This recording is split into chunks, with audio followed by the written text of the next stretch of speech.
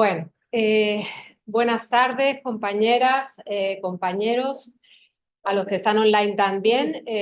Bueno, estamos aquí en esta jornada que comenzamos. Mi nombre es Beatriz Romero Redondo y queríamos presentar esta jornada sobre herencias. Quería presentar al ponente, a don José Ordóñez Cuadros, que yo creo que no necesita presentación y todos hemos venido aquí por su carisma y por sus ganas de estudiar los asuntos. Me gustaría hacer una pequeña presentación. Don José, que lleva 25 años en el cuerpo notarial, también ha sido secretario del... Mucho más. 25 años de ingreso, ¿no? En el cuerpo notarial. No, con 25 años ingreso. Ah, muy bien. Lleva... Un millón de años. Bueno, también ha sido secretario en el Colegio Notarial y también ha sido preparador a opositores en notarías y registros.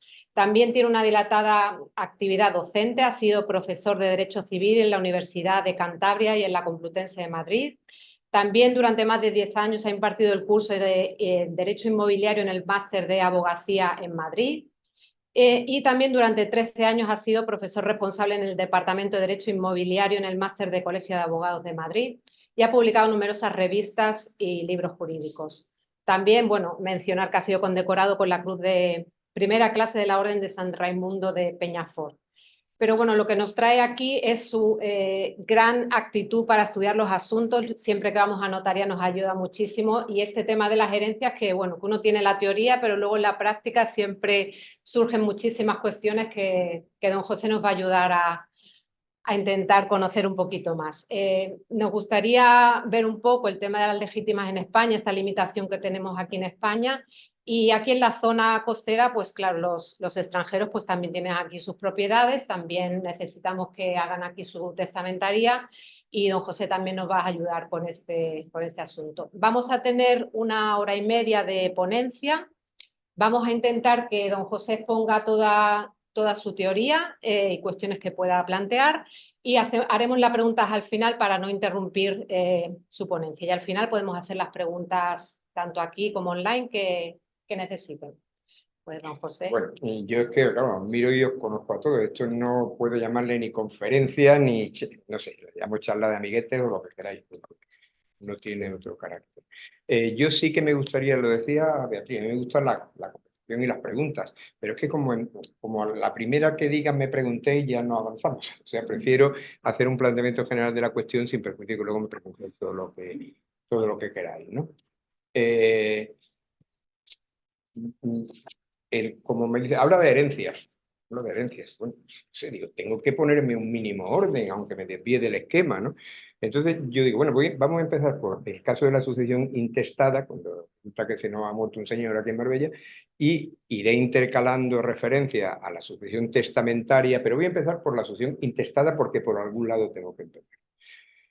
Por lo tanto, nos encontramos con que ha muerto un señor tal, o llega a vuestro despacho, hay un señor que ha muerto. Entonces, lo primero que tenemos que determinar, intestado, me remito a la intestada.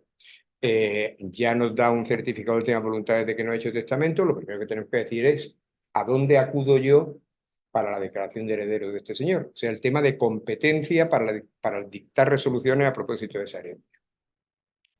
En toda la Unión Europea tenemos legislación europea y legislación nacional. Sobre la nacional prevalece la europea. O sea, antes que nada tenemos que aplicar la legislación europea.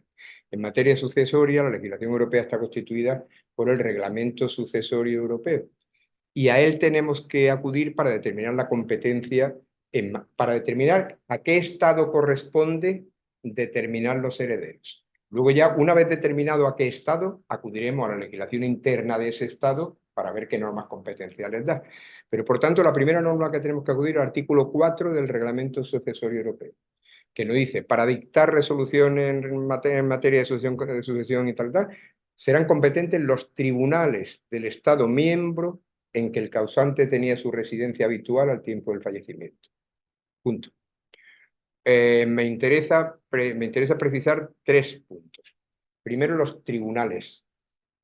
El concepto tribunal en cada país de la Unión Europea tiene un ámbito diferenciado, por tanto, la Comisión pidió a cada gobierno que comunicara qué debe entenderse por tribunal a estos efectos, fundamentalmente para el problema de si los notarios podían considerarse tribunal o no. España contestó que el notario ejerce funciones jurisdiccionales en materia de jurisdicción voluntaria, que ya era competente antes para el acta de declaración de herederos, que lo es para el expediente de dominio y para el expediente del tracto, y que en definitiva el notario español es tribunal a los efectos de la sucesión internacional. Los tribunales de Estado miembros en que el causante tenía su residencia habitual al tiempo del fallecimiento. En alguna otra charla ya lo he dicho. Nos deja el reglamento decir residencia habitual. Bueno, vale.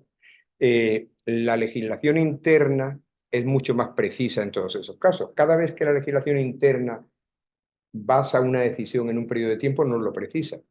Para saber si una persona debe tributar el IRPF en Madrid o Andalucía, dice allá donde permanezca más de 183 días. Dato absolutamente preciso.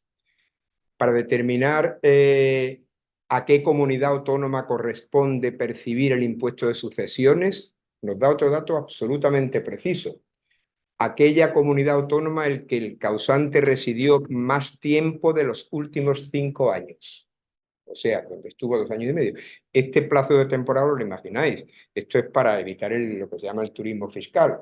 O sea, al señor catalán, que es bastante rico en Cataluña, le dicen a la familia, le quedan 6 meses de vida, y dicen, para Marbella, para que te mueras en Marbella, donde en la Andalucía no se pagan impuestos, con lo cual para los 6 meses de vida que te quedan vas a estar los solecitos, mueres en Marbella y no se pagan impuestos. Para evitar este turismo fiscal se estableció un periodo de 2 años y medio. Para determinar cuándo un extranjero tributa por el impuesto de no residentes o de residentes, igual 183 días de permanencia. Para determinar cuándo un catalán que se viene a vivir a Marbella adquiere vecindad civil común, 10 años, sin manifestación en contra. Quiero decir, en todos los supuestos da un dato absolutamente objetivo, pero el reglamento europeo se limita a decir donde tengas residencia habitual. Pero es que además podíamos decir, bueno, pues acudimos a las normas, por ejemplo, a la norma parecida de los 2 años y medio, no. Nos lo prohíbe absolutamente la jurisprudencia europea. La jurisprudencia europea dice, mire usted, ha diseñado un concepto, un término que se llama concepto autónomo europeo. Dice, el concepto residencia habitual del reglamento europeo sucesorio es un concepto autónomo europeo y ningún país puede acudir a normativa interna para precisar, sino que única y exclusivamente se tiene que interpretar con legislación europea. Porque es, insisto, es que la frase me gusta, porque está entrecomillado, concepto autónomo europeo. No valen criterios internos, porque entonces resultaría que el criterio interno que aplicaría Francia sería distinto del que España, el de Italia. Por lo tanto, tenemos que acudir a la propia reglamentación europea para determinar qué es habitual, dónde se tiene residencia habitual. Los reglamentos europeos tienen una cosa que nos llama la atención. Toda ley española y tal tiene una exposición de motivos, que son un folio. Los considerandos de un reglamento son más largos que el reglamento en sí mismo. Es una cosa, páginas y páginas de considerandos. Pues, y teóricamente aclaran los conceptos autónomos europeos. Tenemos un concepto indeterminado, no es residencia habitual, y los considerandos nos lo aclaran, porque es muy fácil.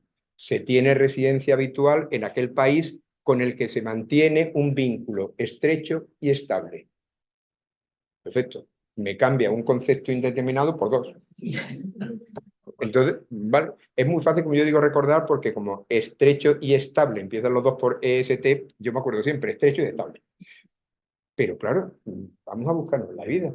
El alemán que vive 6 meses en Marbella y 6 en Múnich, ¿con qué país tiene vínculo estrecho y estable?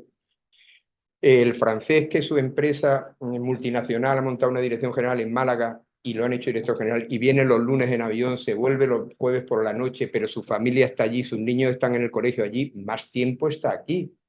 Pero es España con la que mantiene un vínculo estrecho y estable.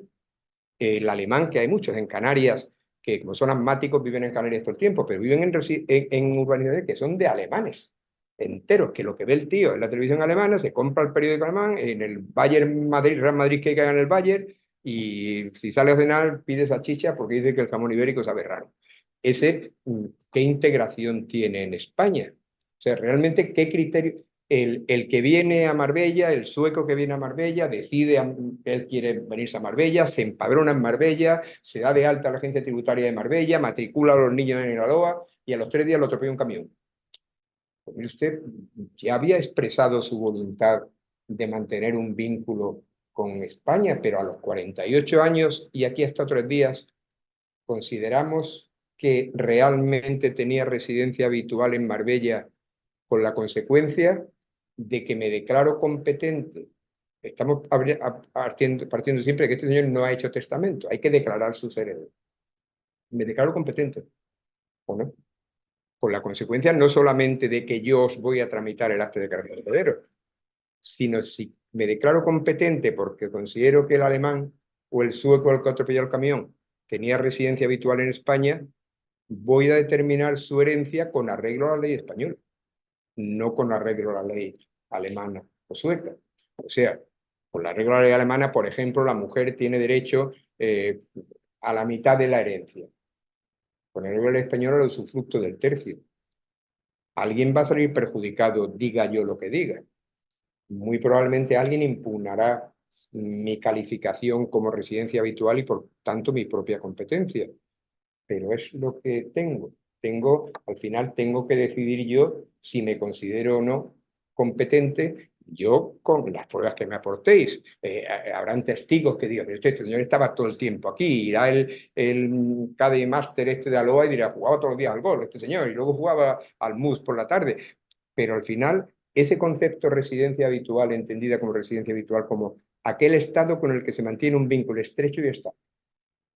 Concepto autónomo europeo, usted no aplique criterios nacionales para su determinación, sino que eso es lo que hay. Se busca la vida, si se considera competente, dicta usted la resolución, por supuesto impugnable ante los tribunales de justicia. Si no se ve competente, dicta usted su resolución, por supuesto impugnable ante los tribunales de justicia, con la consideración o la consecuencia no solamente de que voy a tramitar el documento, sino de que voy a aplicar la ley española. ¿Mm?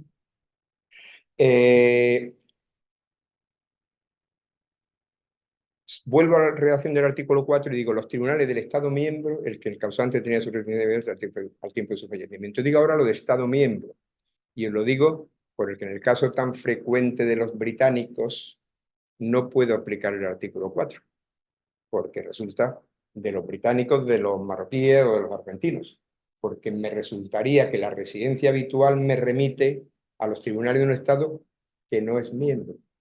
Con lo cual, de todos los de la Unión Europea, yo tengo que irme al 4 y determinar qué país de la Unión Europea es competente, pero de los que no lo son, me salto la reglamentación europea por no aplicable. Cuando se trata de estos que no son Unión Europea o cuando se trata de un ciudadano de la Unión Europea con residencia habitual en España acreditada, entonces sí que es España la competente y tenemos que determinar dentro de España qué tribunal es el competente. Ya entramos en delimitación de competencia territorial. Estamos en delimitación de qué notario es competente. Ahí noto, como no está muy claro una cosa que puede transmitir, hay 3 puntos de conexión a elección del requirente. El artículo 55 de la ley del notariado dice que el acta de declaración de herederos se puede tramitar ante el notario de la residencia habitual del causante, ante el notario en el que el causante tenía el mayor valor de su patrimonio o en el notario correspondiente al domicilio donde falleció o en cualquiera de distrito colindante.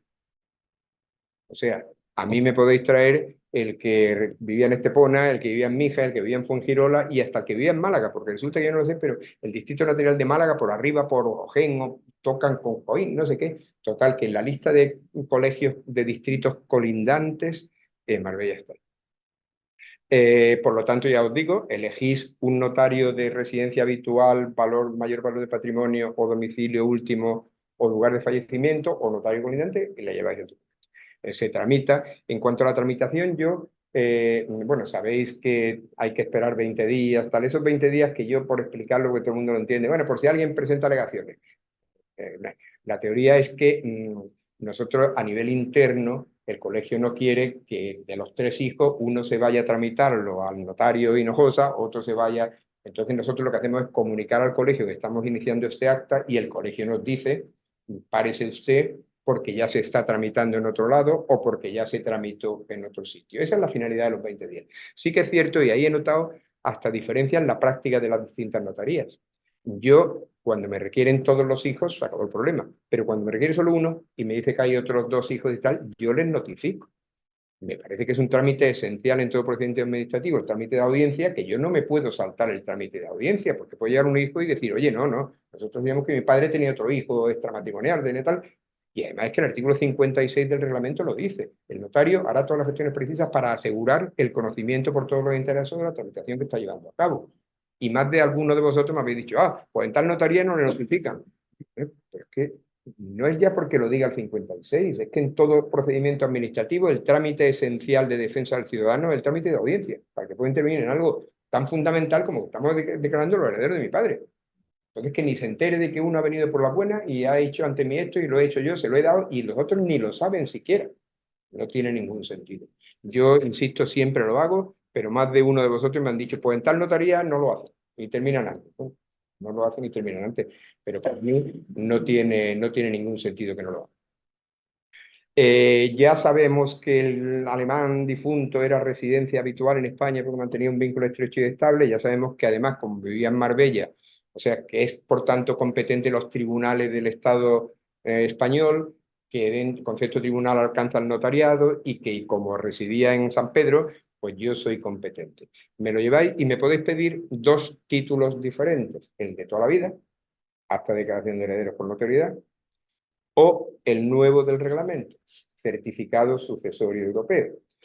Teóricamente yo a nivel de público tal digo, esto es el carnet nacional de heredero o el carnet internacional de heredero. Es así, o sea, lo que el reglamento previó es decir, mire, como puede ser un señor que tenga un piso en París, otro en Berlín y otro en Marbella, pues que haga un certificado sucesorio europeo que le valga para todos los sitios. El formato, lo habréis visto, no sé si alguna vez habéis hecho alguno, es un formato rarísimo al que no estamos acostumbrados, con cuadritos, con sí, ¿no? Un cuarto, más.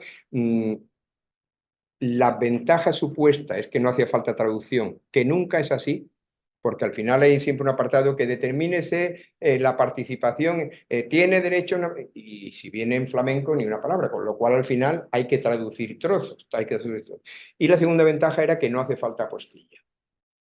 Ya ventaja eliminada, puesto que la última jurisprudencia de la Dirección General de los Registros ha dicho que esa innecesariedad de la apostilla hay que extenderla a cualquier documento relacionado con el certificado europeo. O sea, cuando viene un Lehrstein alemán, cuando viene el documento sueco de las Caterpillar, que es este, cuando viene el certificado, la declaración sucesorial que llaman en Francia, ya no tiene que venir apostillada nunca. Traducida, hombre, yo generalmente si es inglés, francés, italiano, portugués, algo que pueda entender, no pido la traducción, si viene en alemán o en sueco o en flamenco, hay que pedirlo. Como digo, el certificado sucesorio europeo tiene la complicación de que no estamos acostumbrados a hacer cuadritos, estamos acostumbrados más bien a redactar.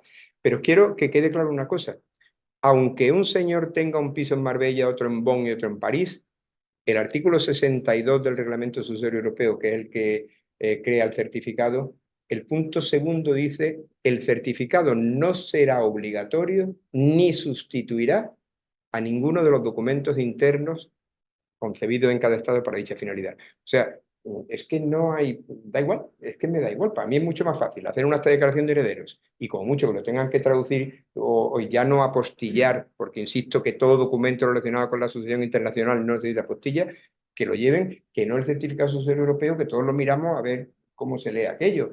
Además, con cosas muy raras que yo no puedo entender, el que te dan caduca a los 6 meses y a los 6 meses se te acabó. Pero bueno, ¿qué sentido tiene? Pero serán los mismos herederos ahora que hace 6 meses. Pues nada, ha caducado y hay que hacer uno nuevo. O sea, sinceramente, vaya, mis compañeros de Marbella cuando llegan y dicen, eso no vale para nada. Y yo alguno he hecho y llego a la conclusión también de que no vale para nada. O sea que, y además solo vale para ser utilizado en un Estado miembro.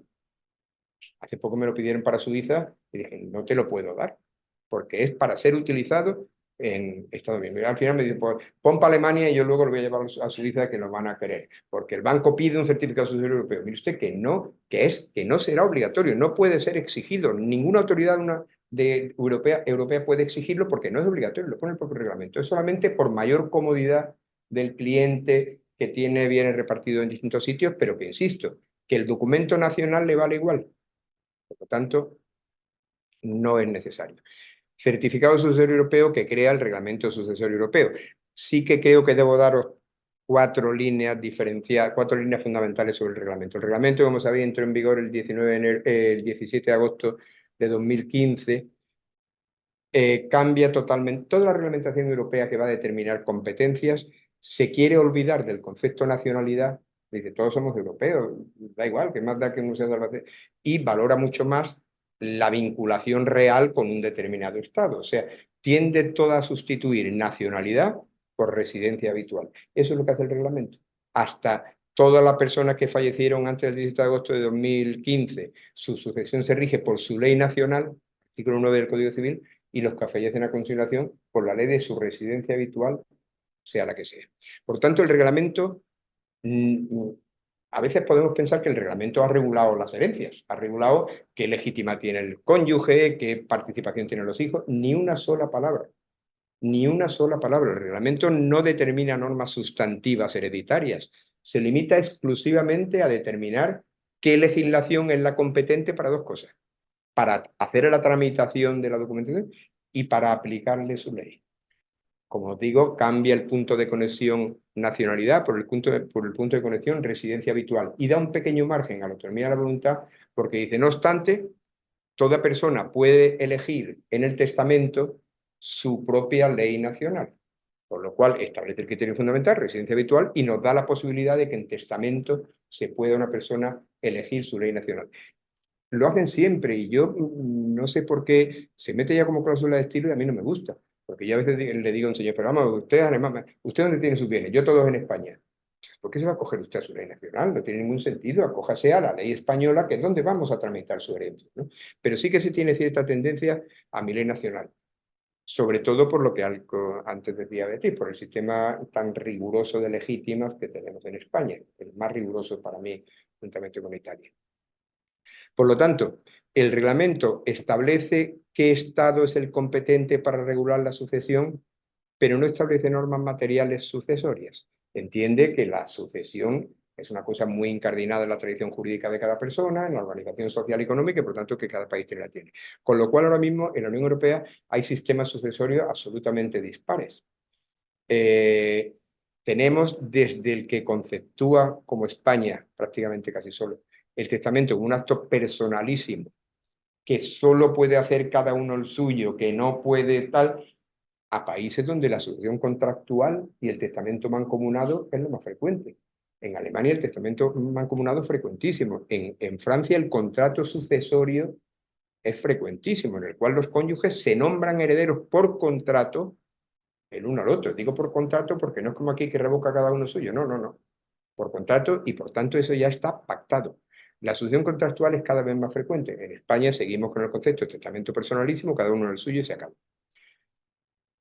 Tenemos, por otra parte, sistemas en que el sistema de legítimas, sistemas sucesorios, en que la legítima funciona como un límite clarísimo al derecho a la libertad de testar, o donde supuestamente hay libertad de testar, como en Inglaterra. Os digo otra diferenciación y ahora profundizamos un poquito en Inglaterra. Una tercera diferenciación entre aquellos sistemas derivados del derecho romano en que tienen una cosa muy sencilla. Dicen, no, no, mira, el heredero es el continuador de la personalidad jurídica del causante, no ha pasado nada. Simplemente el heredero se pone donde estaba el causante y se acabó. Asume todos sus derechos, sus obligaciones, sus deudas, se confunden sus patrimonios y se acabó. El sistema británico es absolutamente diferenciado. Es como cuando, exactamente igual que lo que ocurre en España cuando se disuelve una sociedad mercantil. Se disuelve la sociedad mercantil y lo primero que hay que hacer es nombrar un liquidador. ¿Y ese liquidador qué tiene que hacer? Muy sencillo. Pagar las deudas, pagar los impuestos, cobrar los créditos, realizar los bienes si considera que debe realizar los bienes y entregar el sobrante a los herederos. Ese es el sistema británico, hasta el punto de que la propiedad de los bienes se transmite al representante de la herencia. Si hay, y hasta el punto de que lo que se acude a la corte a solicitar no es una declaración de herederos, como me pedís a mí en la declaración de herederos, es simplemente el nombramiento de executor en caso de que haya habido testamento o el nombramiento de administrator en caso de que no haya habido testamento. Pero la corte no declara herederos, la corte dice adjudicamos la ejecución de la herencia a don tal, porque lo dijo él en el testamento, o la adjudicamos a tal porque no hay testamento y se la adjudicamos a esa persona que tiene hasta facultad de vender los bienes. Si decide que lo mejor es vender los bienes, los vende y reparte su precio. Y retrocedo ahora a esa idea que tenemos todos de que en Inglaterra hay libertad de testar, porque matizo. Si se trata de un señor de 70 años que tiene 2 hijos, uno es dentista y otro ingeniero, pues claro que hay libertad de testar. El sistema británico dice, ¿hay alguna necesidad que cubrir con cargo a la herencia? No. Pues diga usted lo que quiera.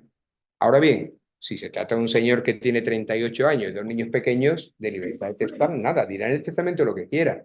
Pero ya el ejecutor, el executor, ya hará lo que llaman provisiones familiares. Habrá de decir, mira, aquí creo un fondo fiduciario para la educación del niño y para la alimentación del niño.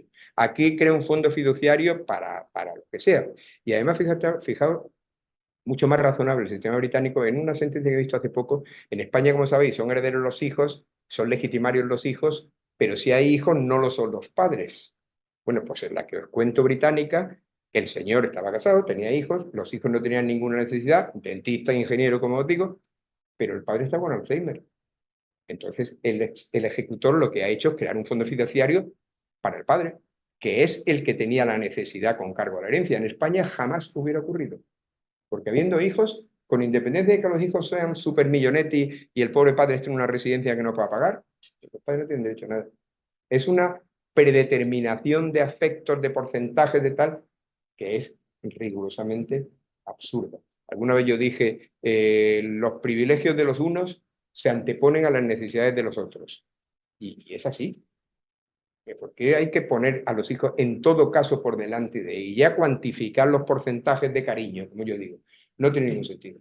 Pero nos encontramos con, como os digo, con sistemas sucesorios muy diferentes en los distintos países de Europa. Los sistemas de sucesión predominantemente contractual, de Francia o Alemania, los sistemas de libertad de testar y luego ya ejecutaremos su herencia. Y si al final efectivamente no hay ninguna necesidad que atender, pues efectivamente, ¿qué dice usted? Para mi amiga Manolita, vaya, si es que no hay nada que cubrir. Pero si hay que cubrir, usted habrá dicho lo que quiera. Diga usted lo que quiera. Hay libertad de redactar el testamento como quiera. Ya diré yo que tengo la responsabilidad de ejecutar tu herencia si antes que el caprichito de dejárselo a no sé quién, tengo que cubrir la educación de tu hijo, tengo que cubrir la residencia de tus padres. No es excluyente los hijos de los padres, en ningún caso. Yo quería señalar del Reglamento Sucesor Europeo, eso primero, y en segundo lugar, una cosa que me interesa también. El artículo 2 del reglamento excluye determinadas materias. La primera que excluye dice, quedan excluidas del ámbito del reglamento las cuestiones fiscales. Os lo digo porque más de una vez me ha llegado un señor extranjero a la notaría diciendo, quiero hacer testamento acogiéndome a la ley española porque sé que aquí no se pagan impuestos. No, mire usted se puede acoger a la norma sustantiva española, pero se pagará o no según toque y según esté en vigor una ley u otra cuando usted se muera. Porque en definitiva, las cuestiones fiscales están excluidas del Reglamento Sucesor Europeo. Y además es curioso, yo siempre lo indico, porque ya hemos dicho, dice el reglamento que la sucesión se rige por la residencia del causante, del muerto.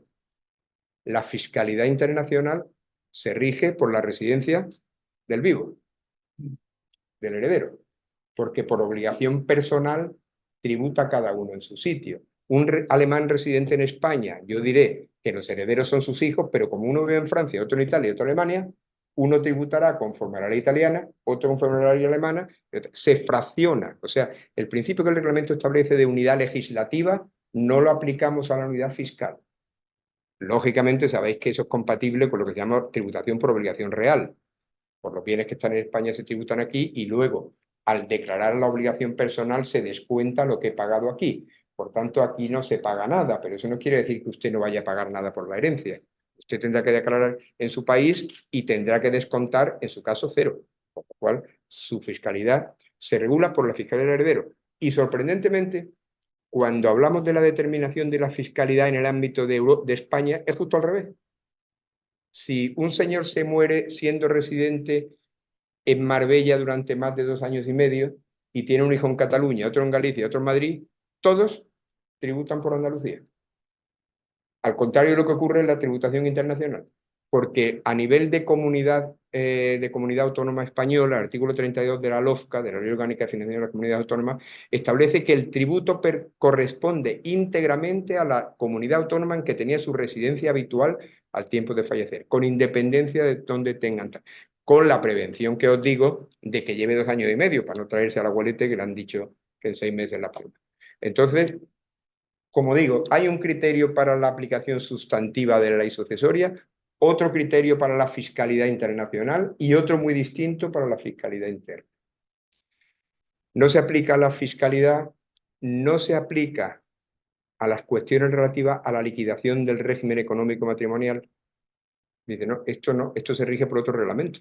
El reglamento de régimen económico matrimoniales europeo entró en vigor el 19 de enero de 2019 y hizo lo mismo que el sucesorio. Cambió el punto de conexión nacionalidad común por residencia habitual común al tiempo de la celebración del matrimonio. Consecuencia, los 2 agentes inmobiliarios alemanes que vivían en España de toda la vida y que se casaron el 10 de enero de 2019 están casados conforme al régimen de participación alemán.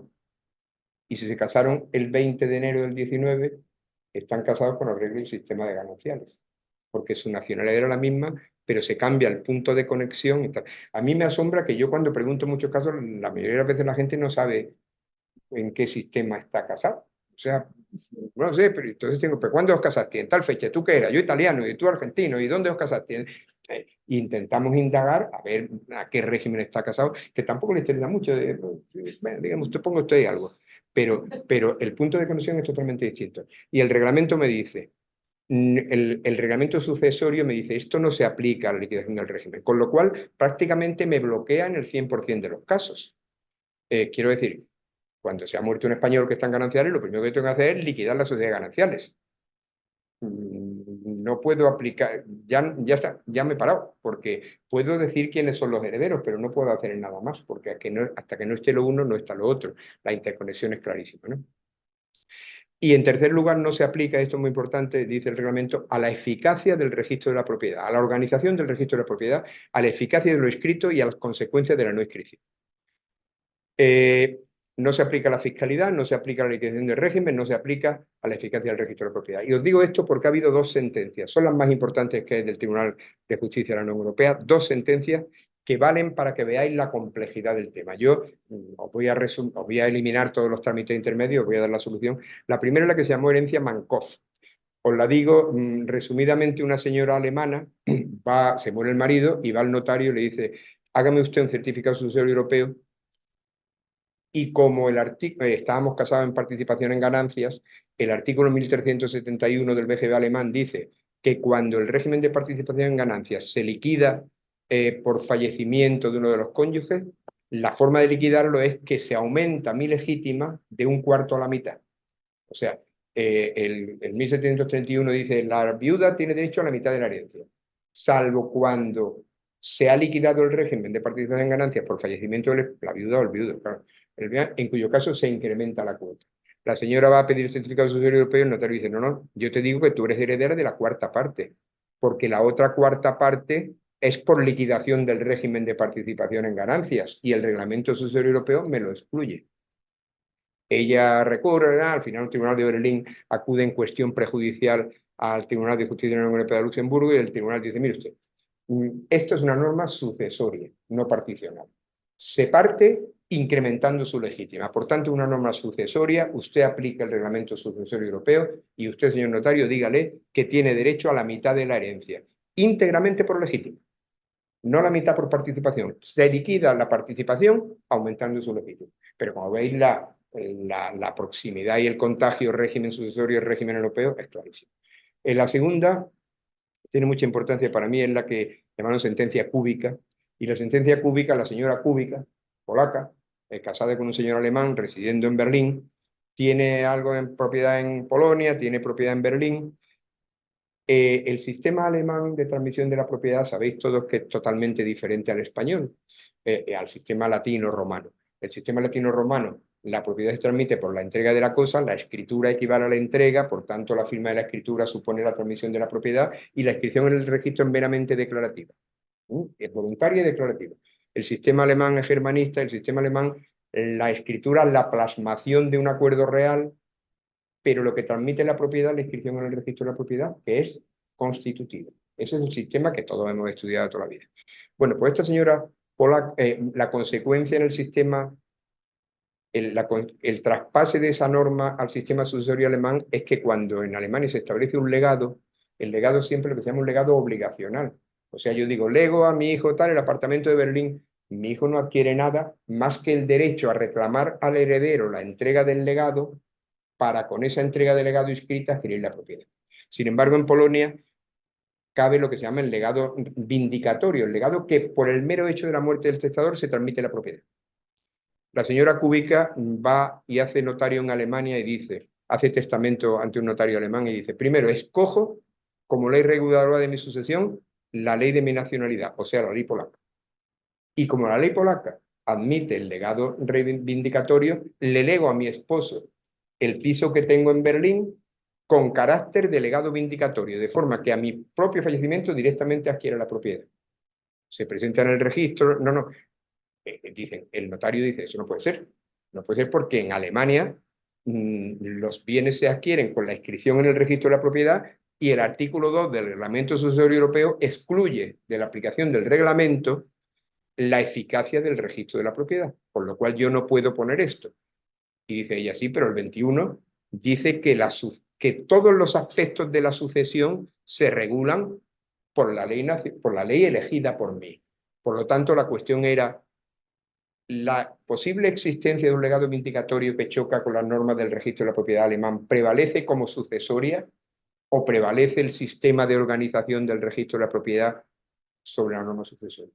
La jurisprudencia europea, en cuestión prejudicial, dijo que era cuestión sucesoria y que, consiguientemente, si la sucesión se regía por la ley polaca contempla el legado vindicatorio y, aunque el bien esté en Berlín, ese bien se va a transmitir por el mero hecho de la muerte de la señora, lo cual nos da una solución tan pintoresca que cuando yo estudiaba en la oposición, el sistema alemán se transmite con la escritura pública, se escribe la escritura constitutiva, ahora habrá que decir, depende del dueño.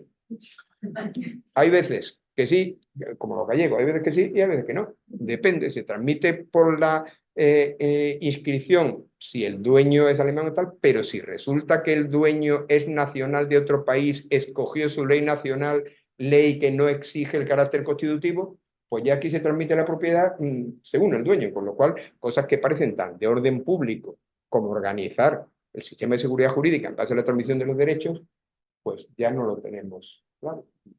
Será como sea, ¿no?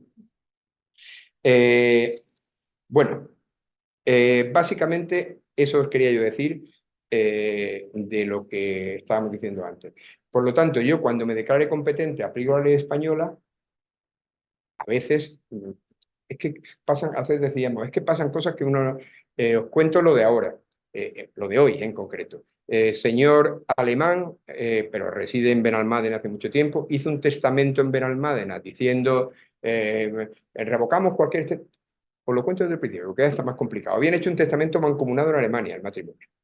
El testamento mancomunado solo se puede revocar mancomunadamente. Pero van a ver Almádena y el mismo día ante el mismo notario, con número siguiente de protocolo, cada uno hace un testamento donde revoca cualquier otra disposición testamentaria anterior. Yo entiendo que eso evidentemente es un acuerdo contractual.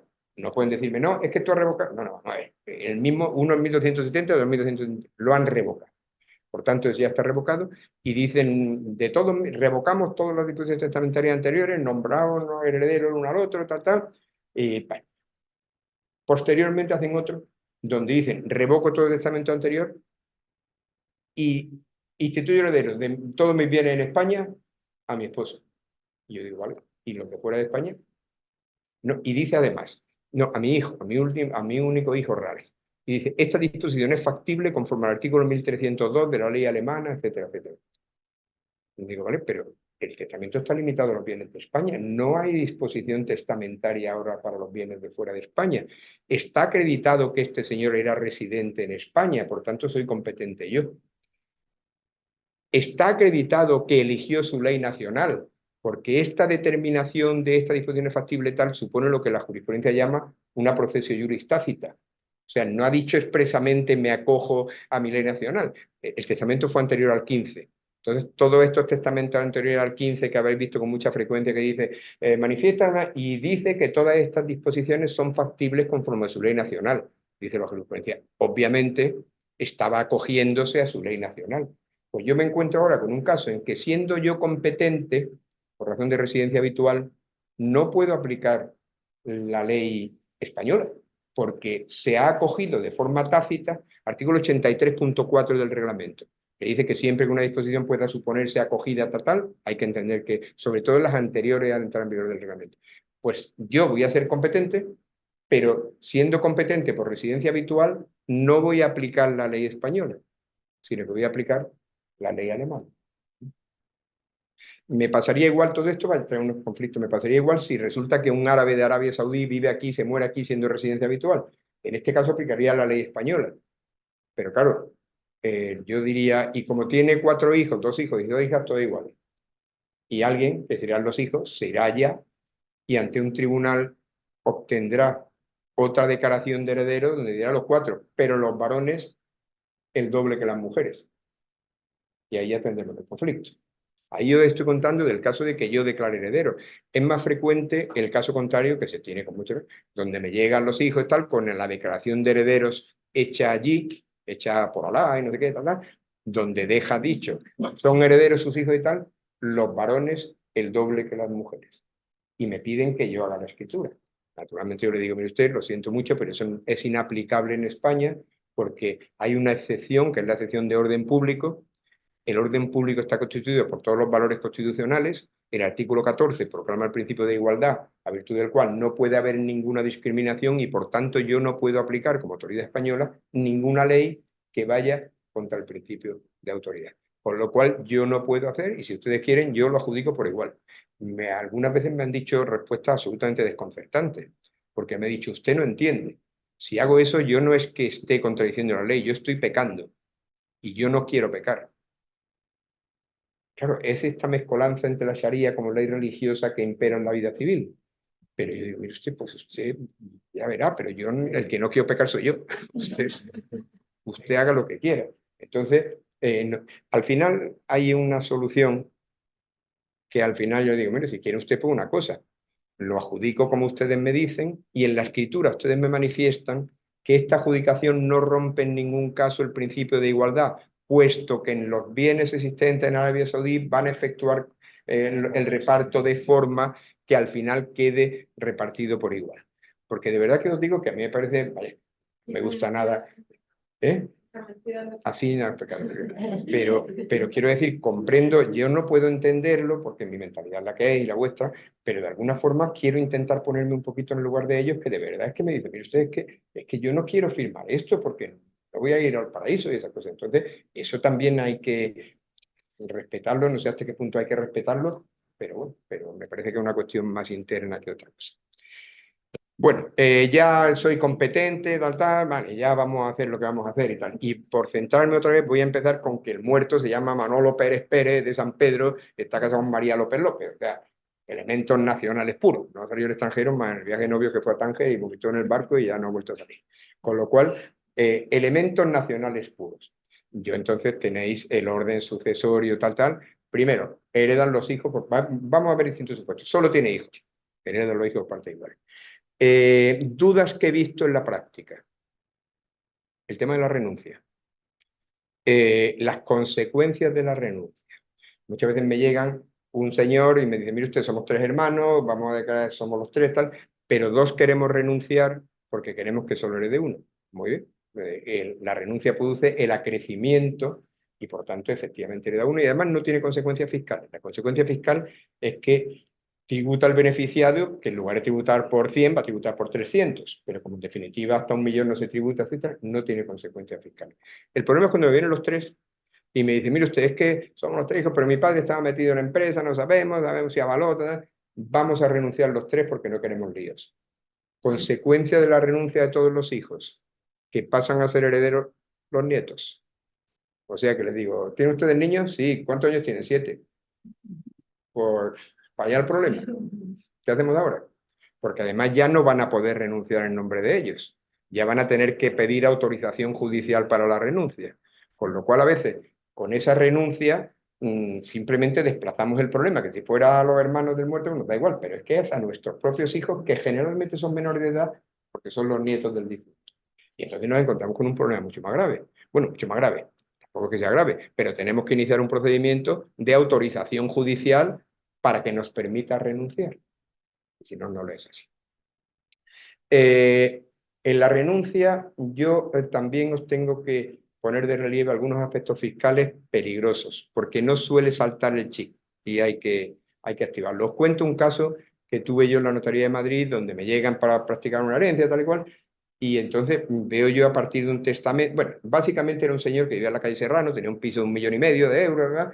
Y era más rico, pero tenía un piso de 1,5 millones de euros, y cuando se muere, aparece un testamento en el que le legaba el piso a la chica que lo cuidaba. Una chica que lo debía cuidar fenomenalmente bien porque le legaba el piso. Era una chica, no era española, no era ucraniana o no sé qué tal. Entonces, claro, el piso valía 1,5 millones de euros. Claro, los hijos montan en cólera, organizan el tal. Y cuando me lo llevan a mí ya estaba todo pactado. Habían pactado con la chica, le habían dicho, oye, el piso vale 1 millón de euros. Tú vas a tener que tributar más o menos unos 650.000. ¿Los tienes? No. Pues esto va a consistir en que te van a embargar el piso, te vas a quedar sin nada y se acabó porque no vas a poder pagar el impuesto. Por lo tanto, nosotros te vamos a pagar no sé cuántos mil más y tú renuncias al legado y nos vamos a nosotros. Muy bien. Y así ya, como somos nosotros los que lo heredamos, no tributamos. Si no fuera, porque el 58 del reglamento del impuesto de sucesiones dice que en caso de renuncia, tributa al beneficiado aumentando su base imponible y que tributa por el mayor grado de parentesco con el causante entre el beneficiado y el renunciante. O sea, Hacienda dice, yo que iba a cobrar 600.000, pues lo voy a cobrar igual. Porque este bloque pasa a usted, pero usted no tributa como hijo, usted tributa como extraño. Porque dice el reglamento, artículo 58, que en cuanto al parentesco con el causante se computará el mayor de o el renunciante o el beneficiario. Con lo cual la fórmula yo la paré, porque yo me sabía el 58 y alguien no se lo sabía, pero si no, pues no hubiera conseguido absolutamente nada porque la tributación era la misma. En definitiva, Hacienda dice, usted renuncie, pero a mi impuesto no renuncia usted.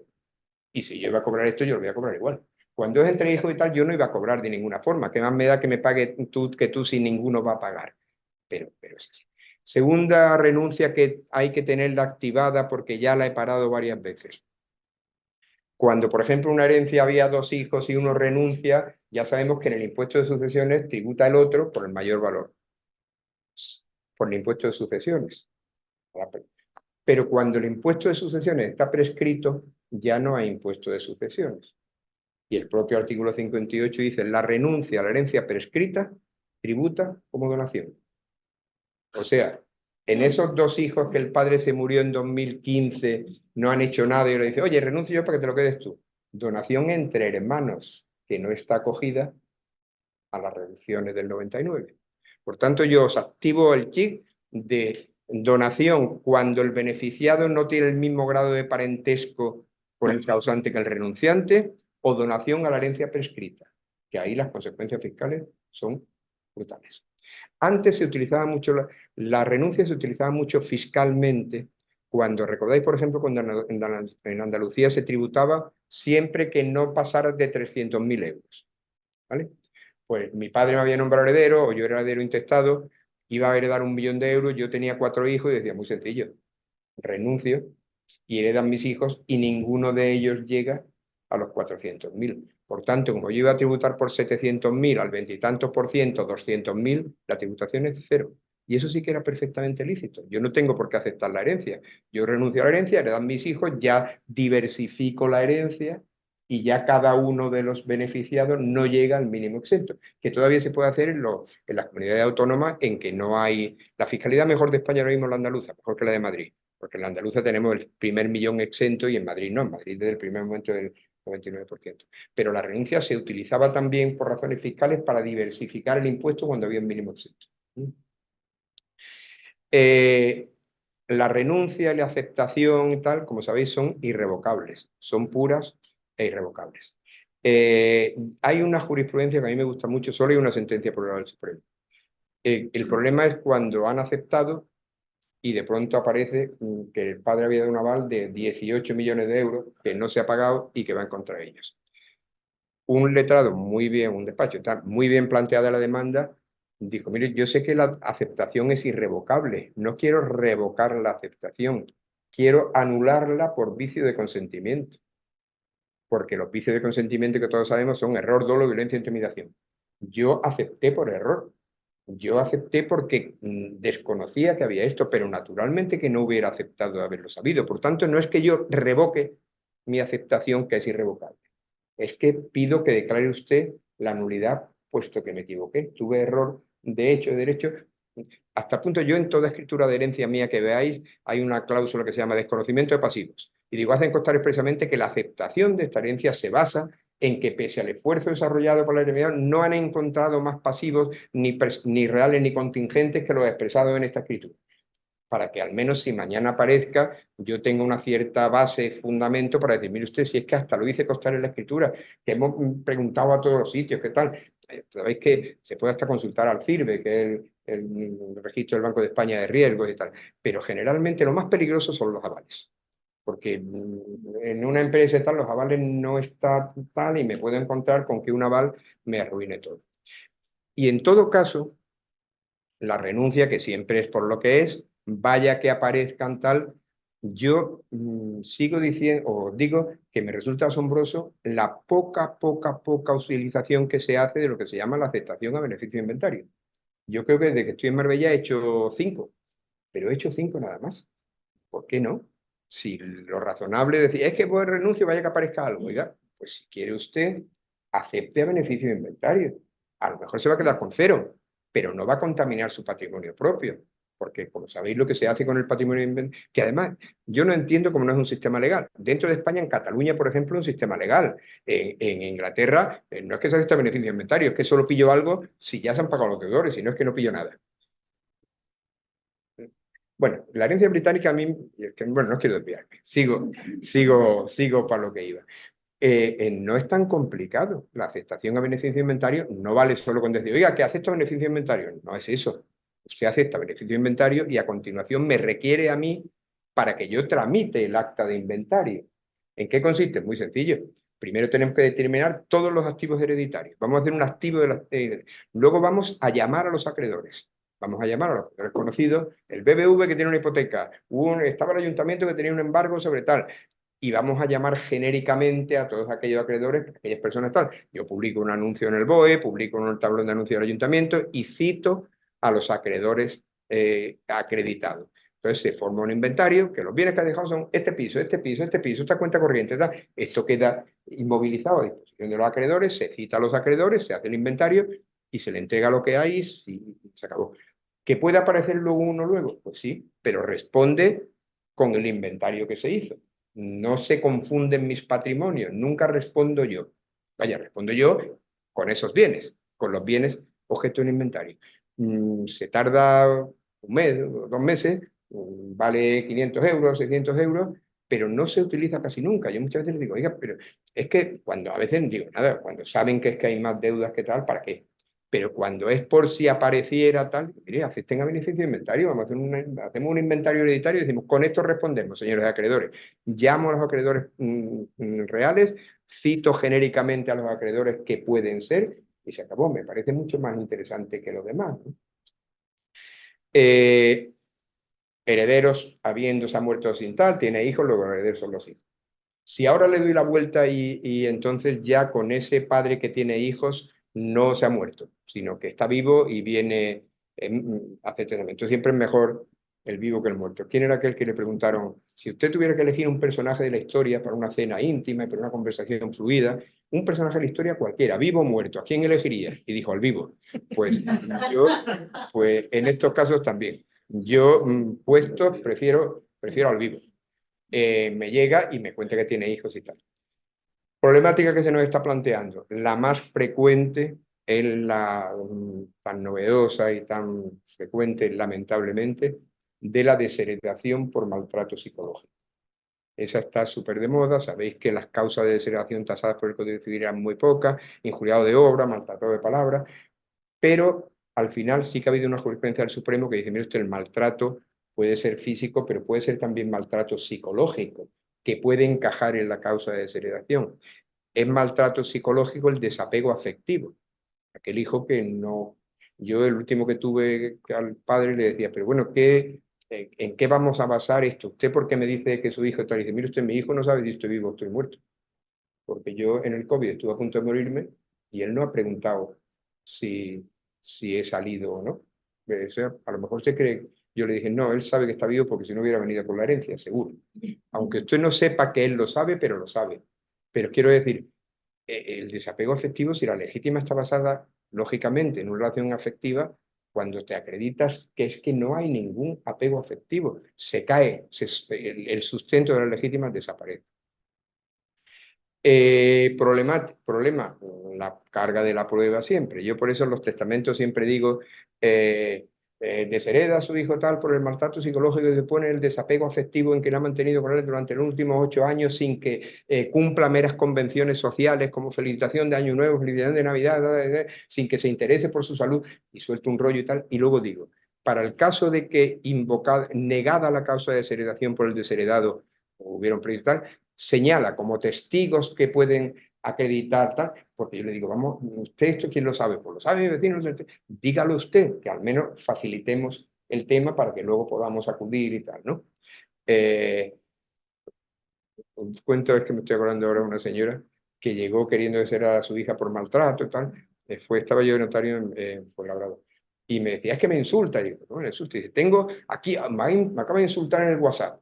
Bueno, usted señora, y os lo digo porque me hizo mucha gracia, a ti te lo contaba me parece, pero con el adjetivo, el insulto, decía, literalmente decía, mamá, eres una zorraputa, pero así, en zorraputa unido. Eres una zorraputa. Y digo, hombre, pues mire, parece que es un poco fuerte esto, ¿no? Pero bueno, en estos casos de maltrato psicológico, el problema siempre, porque sabéis que la causa de desheredación, si el desheredado la negare, corresponde probarla a los herederos. Es el crédito que tenemos que tener, pero luego además siempre pasa una cosa, que acreditada el desapego afectivo, el hijo culpa al padre. Y dice, claro, si es que él se casó con otra y tal, y de que se casó con otra no quiso saber nada porque la nueva no quería saber nada de nosotros, y entonces él le ha seguido la tal, y entonces claro que ha habido un desapego afectivo, pero la culpa la tiene él. Por lo cual, bueno, es un pleito y el juez dirá lo que tenga que decir. Lo que tampoco le gusta nada cuando yo a ese señor le digo, vale, vamos a tal, usted quiere desheredar a su hijo por desapego afectivo, ¿y sabe usted la consecuencia? Sí, que es para los otros, ¿no? Que adquiere la condición de legitimario los hijos del desheredado. Cuando yo excluyo a uno de su condición de legitimario, lo adquieren los hijos del desheredado. Ah, pues esto no me gusta. Pues quiero desheredarlos también. ¿Qué edad tienen los niños? 7 y 9. A un menor de edad no se le puede desheredar porque la desheredación es una sanción y naturalmente es inimputable. Por lo cual, bueno, desheredamos a Manolito, pero los niños de Manolito son los que ocupan su lugar. Eso no les gusta, pero es así. El Supremo ha dado una sentencia que me gusta, que es que se puede desheredar a los mayores de 14 años, entendiendo que si pueden ser imputables penalmente, ¿cómo no van a poder ser imputables en algo menos? Que es imputarle no ya un delito tal, sino meramente una consecuencia. Con lo cual, normalmente en los casos en que el padre tiene desapego, el hijo tiene desapego a su padre, los nietos ni saben cómo se llama el abuelo, ¿no?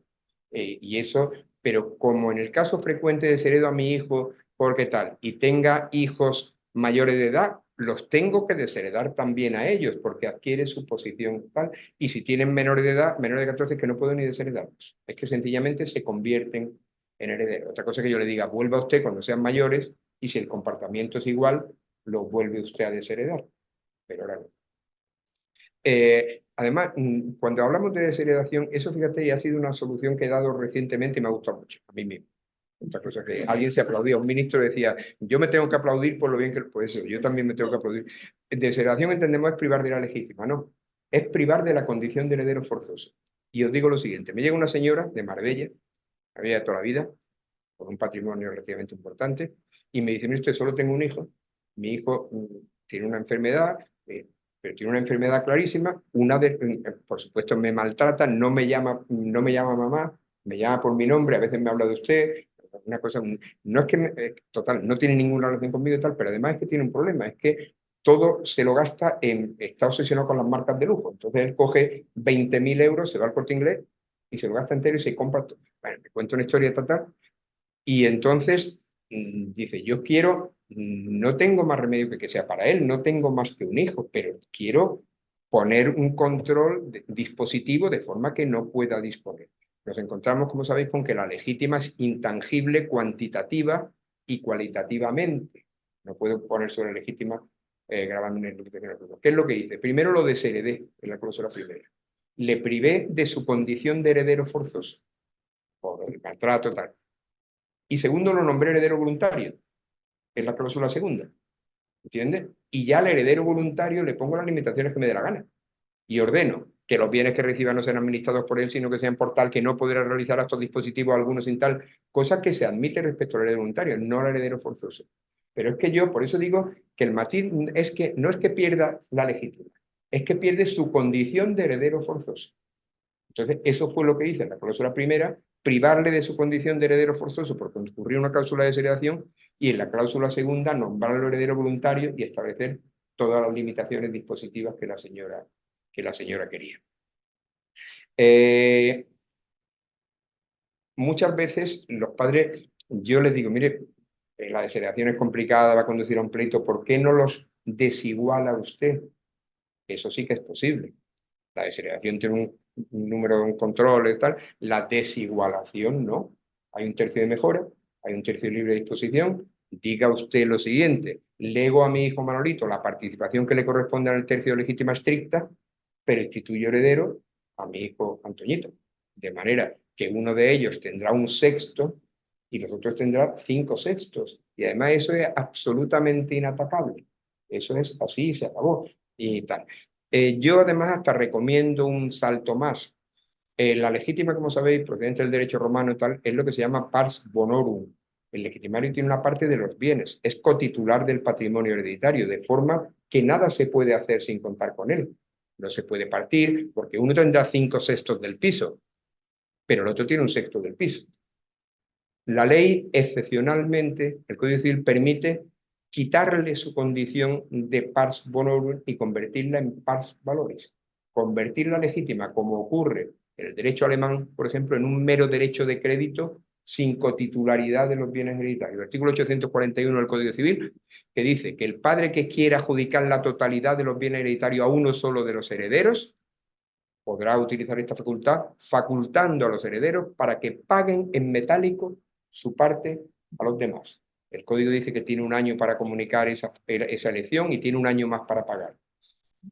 Y hay otro supuesto que es me parece que lo hicimos alguna vez, en tu caso, Arturo, el 1056 del Código Civil, que dice el testador que quiera mantener un paquete de control, un paquete societario respecto a una sociedad, puede adjudicarle íntegramente a un hijo para que pague en metálico su parte a los demás, dando un plazo de 5 años. O sea, es la conversión de la legítima con pars bonorum en pars valoris, para evitar que ese legitimario que quiero apartar, no quiero ni que entre en la masa hereditaria, quiero que los demás puedan actuar sin contar con él. Porque es decir, mira, tú te debemos tanto, punto. Pero partiremos, lo haremos todo, te daremos y se acabó.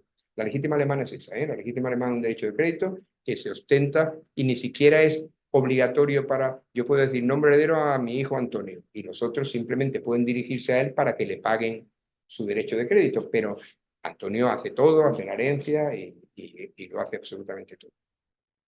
Como decía, me encuentro con la desheredación, me encuentro con la desigualación y me encuentro con la imposición de limitaciones dispositivas. El padre dice, mire, es que yo tengo una enfermedad grave, me voy a morir, mi hijo tiene 19 años y no quiero que lo primero que haga sea vender el piso, comprarse un cochazo para ir a la discoteca y molar más que nadie. Entonces, sabemos lo que podemos hacer. Podemos establecer limitaciones dispositivas sobre el tercio de mejora y sobre el tercio de libre disposición, pero no sobre el de la legítima. ¿A qué acudo yo cuando lo que hay, por ejemplo, es una vivienda? Hay una vivienda, entonces yo digo lo siguiente, bueno, o hay más bienes, pero yo digo, ordeno, instituyo heredero a mi hijo, tal, tal, tal, y ordeno que todos y cada uno de los bienes hereditarios se le adjudique respecto a un tercio de ese bien, de cada bien, en pago de su legítima estricta. Respecto a otro tercio, en pago del tercio de mejora. Y respecto a otro tercio, en pago de libre disposición. Y ordeno que los 2/3 que le he imputado por mejora del libre no pueda enajenarlo hasta que no cumpla 28 años sin el consentimiento de mi hermano Copito. Con lo cual él podría vender un tercio, pero el mercado no admite la compra de un tercio. Lo hago igual cuando el que tengo enfrente es un empresario que no quiere que su hijo, dice, mi hijo va a recibir de mí 3.000 participaciones sociales. Ya me han dicho que 1.000 sí puede venderla libremente, y digo, no, porque voy a poner, ordeno, y ordeno que las participaciones sociales que se le adjudiquen cada una de ellas, se le adjudique respecto a un tercio por tal, respecto a tal, de forma que establezco limitaciones. Él podría vender un tercio de cada participación social, con lo cual el que lo comprara estaría en minoría en cada participación social. Los cotitulares de una participación social tienen que designar a uno solo para el ejercicio de los derechos sociales, con lo cual no estoy comprando nada, con lo cual esto de esta forma indirecta sí que consigo la indisponibilidad del bien, pero tengo que acudir a figuras retorcidas de este tipo. Me pasa mucho con el empresario, que no, al empresario le da miedo que se vaya a vender y tal y cual. El empresario plantea otro problema, este que estamos contando, que tiene 2 hijos, que me llega, tengo 2 hijos, muy bien. Yo le digo, al salir de la notaría te atropella un camión. ¿Qué pasa mañana en tu empresa? No sé. ¿Están los 2 contigo? Sí. ¿Y qué? No, pues los dos el 50%. Y digo, mira, sí, pero es una fuente de conflictos. Como sabes, una de las mayores causas de disolución de sociedades son la paralización de órganos sociales en el caso del 50%. Digo, ¿por qué no eliges a uno que en caso de discrepancia mande? Es que quiero que sean iguales. Digo, pero si lo podemos conseguir. Podemos conseguir que económicamente sean iguales, que los dividendos sean para los dos, que si se vende la empresa perciban los dos. Me basta con que creemos una acción de la serie A con voto doble, por ejemplo. Y esa acción que no atribuye más dividendos, no atribuye más beneficios, no atribuye nada, atribuye simplemente en caso de empate que va a decidir, ¿tú quién crees que debería decidir de tus hijos? Pues yo creo que mi hija, porque lleva más tiempo conmigo, pues ya está. Si quieres hacemos eso, o si quieres le damos siempre, como hay 3.000, le damos a una 1.501 y a otra 1.499 y con eso ya lo conseguimos. Con un problema, que le explico yo también, digo, el problema es uno. El problema es que si hacemos eso, tu hija ya tal, y tu hija se muere, las 1.501 pasan a tu nieto, que como son menores, a tu yerno. Entonces eso ya le inquieta. Pero también tengo solución. Establezco una sustitución fideicomisaria sobre esa participación. De forma que digo, de manera que si premuere a su hermano, ordeno sustitución fideicomisaria respecto a esa participación, de forma que se quedará excluida la herencia y pasará automáticamente a su hermano. Con lo cual, claro, el señor querrá que mande su hija, pero si después lo que no quiere bajo ningún concepto es que sea el yerno. ¿Entiendes? Pero otra de las problemáticas es a mí me gusta mucho que el testamento se aproveche para hacer designaciones de figuras que son absolutamente útiles. En el caso de, bueno, la típica es el divorciado, divorciado, separado, separada, que por supuesto dice nombre de mi hijo menor, tal, pero ordeno que los bienes que reciba en ningún caso sean administrados por su madre o por su padre, sino que serán por mi hermano Antonio, que no quiere tal. Que a veces, en fin, lógicamente, quizá el padre o la madre por los bienes de su hijo cuidará, pero eso es frecuentísimo en el caso de divorcio tal. Nombre heredero a mi hijo tal, pero ordeno que mientras durante la minoridad no sean administrados por tal, sino que lo sean por mi hermano Antonio. Otra cosa que es importante, pero genera un... Me quedo sin hacer testamento, cuando a los jóvenes le digo, ¿habéis pensado la posibilidad de que en un accidente faltéis los dos?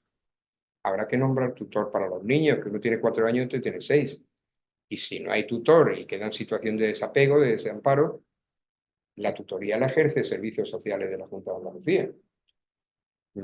¿Habéis pensado quién es tutor?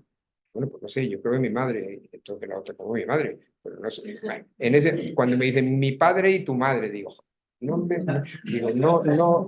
me hagáis eso, porque eso bastante a veces es complicado ponerse de acuerdo los padres, como para que se pongan de acuerdo los consuegros, como se diga eso. Digo, decidido uno. Bueno, pues la mayoría de las veces no vuelven. Y yo creo que hasta se enfadan, se pelean, porque comprendo que es difícil, difícil decidir uno, pero hay que hacerlo.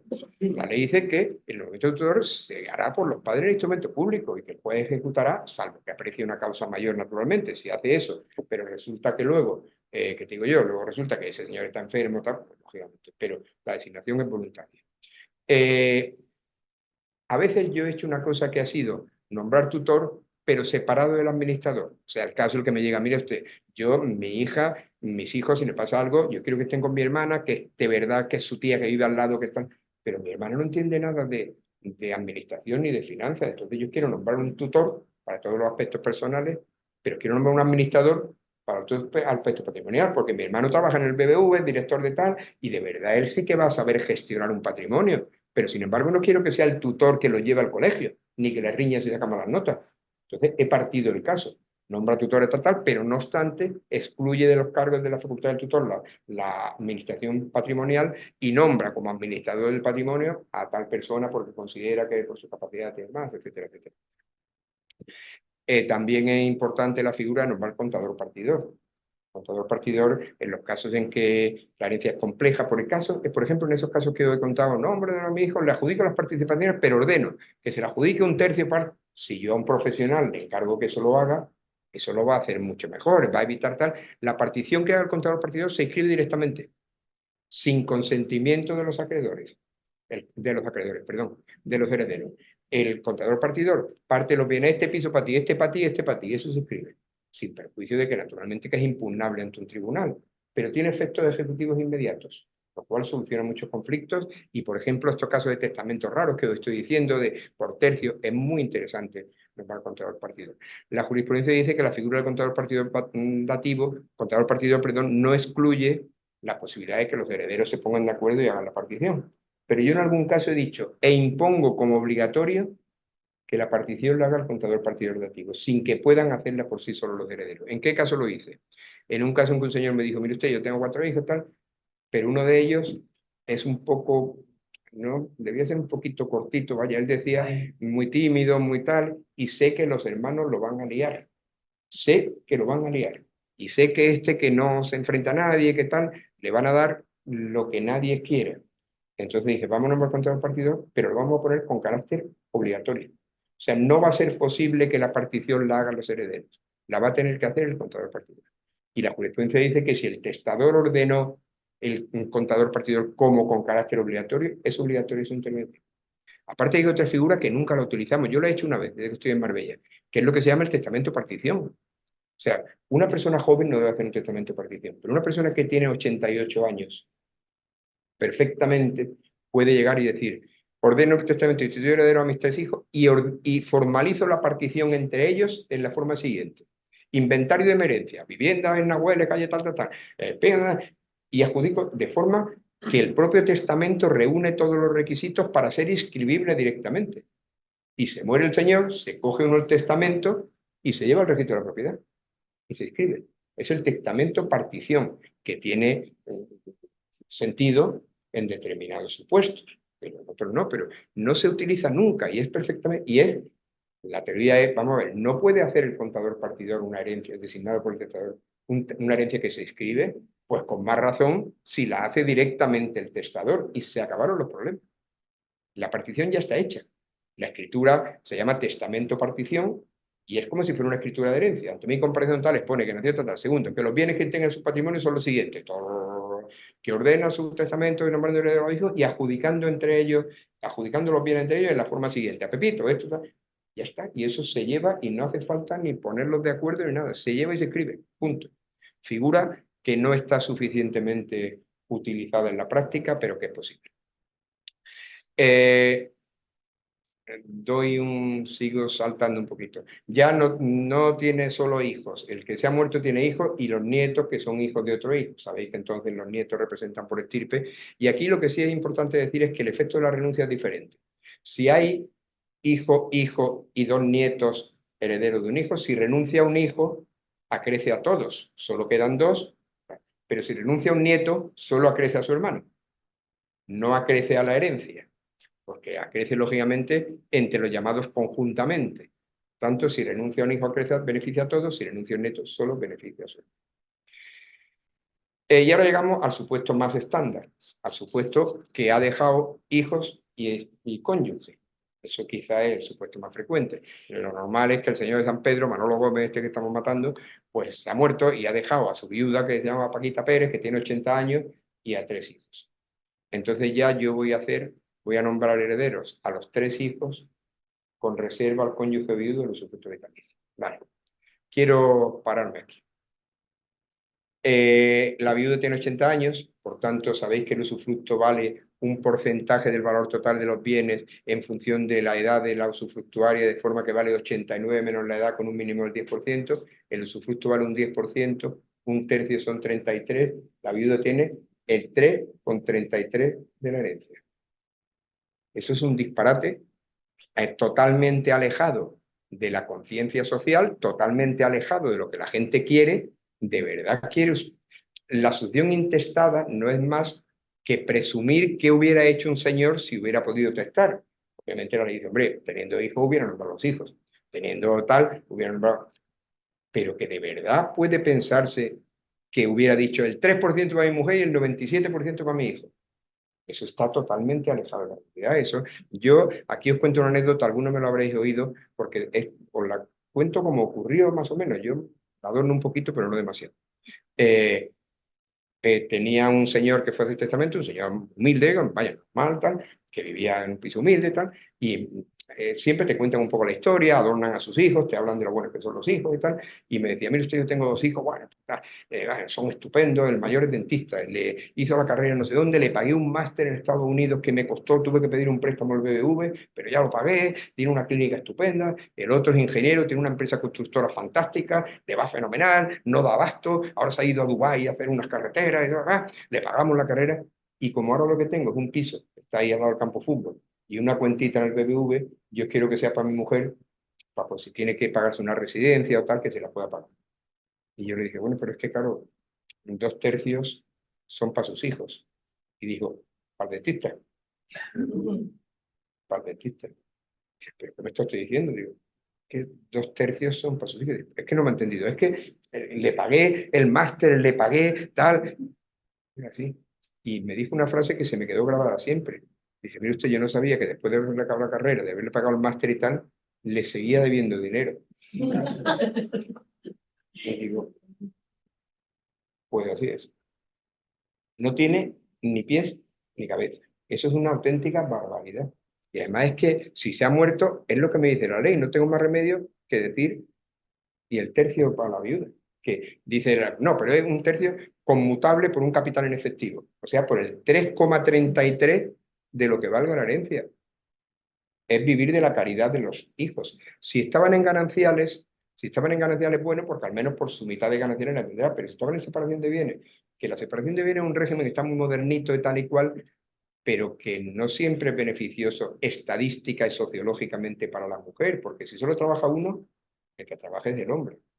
Y en separación de bienes, todo es del hombre. Y si la señora quiere comprarse una camisa en Zara, le tiene que pedir 20 euros, porque no tiene nada suyo. Entonces, eso es una auténtica barbaridad. Ese sistema legitimario de la viuda al 33%.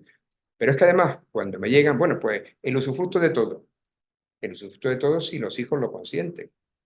Porque la legítima, el tercio legítima es intangiblemente cualitativamente intangible, y dice el 813 que sobre las legítimas no se puede imponer gravamen ni limitación alguno. Por tanto, bueno, pues ponga usted... La frase más habitual es cuando van a hacer testamento gente sencilla, tal, es primero, hagan un testamento que lo hagan haya problemas. Mire usted, yo soy el médico, me está diciendo, deme usted una medicina que yo no me ponga malo. Eso no es solución. Bueno, pues nada, ya sabe usted, de uno para el otro y luego para los hijos. Esa es la, del uno para el otro, esa es la frase cumbre. Yo intento llevármelo, ya al final son muchos años, no 25, muchos más, y me lo llevo y sobre todo entonces yo me dirijo normalmente a la señora. Bueno, sí, claro, usted lo que quiere, señora, es que si usted le pasa algo, su marido sea dueño de todo y pueda usar y disponer. Es como dicen, usar y disponer, no dicen hacer sí, lo que él quiera. Y bueno, pues muy bien, vamos a ponerlo así. Entonces, por ejemplo, que digo yo, señora, si él se casa de nuevo, tal, pues que pueda, o si tiene un hijo con otro, pues entonces, ¿cómo? Yo no he dicho eso, no sé, usted ha dicho. Y entonces, me acuerdo la última que yo le dije, si por ejemplo, que le digo yo, pues se casa con una chica extranjera, con una ucraniana, y dice, no he dicho yo eso. Y además eso no me preocupa porque él no habla idioma.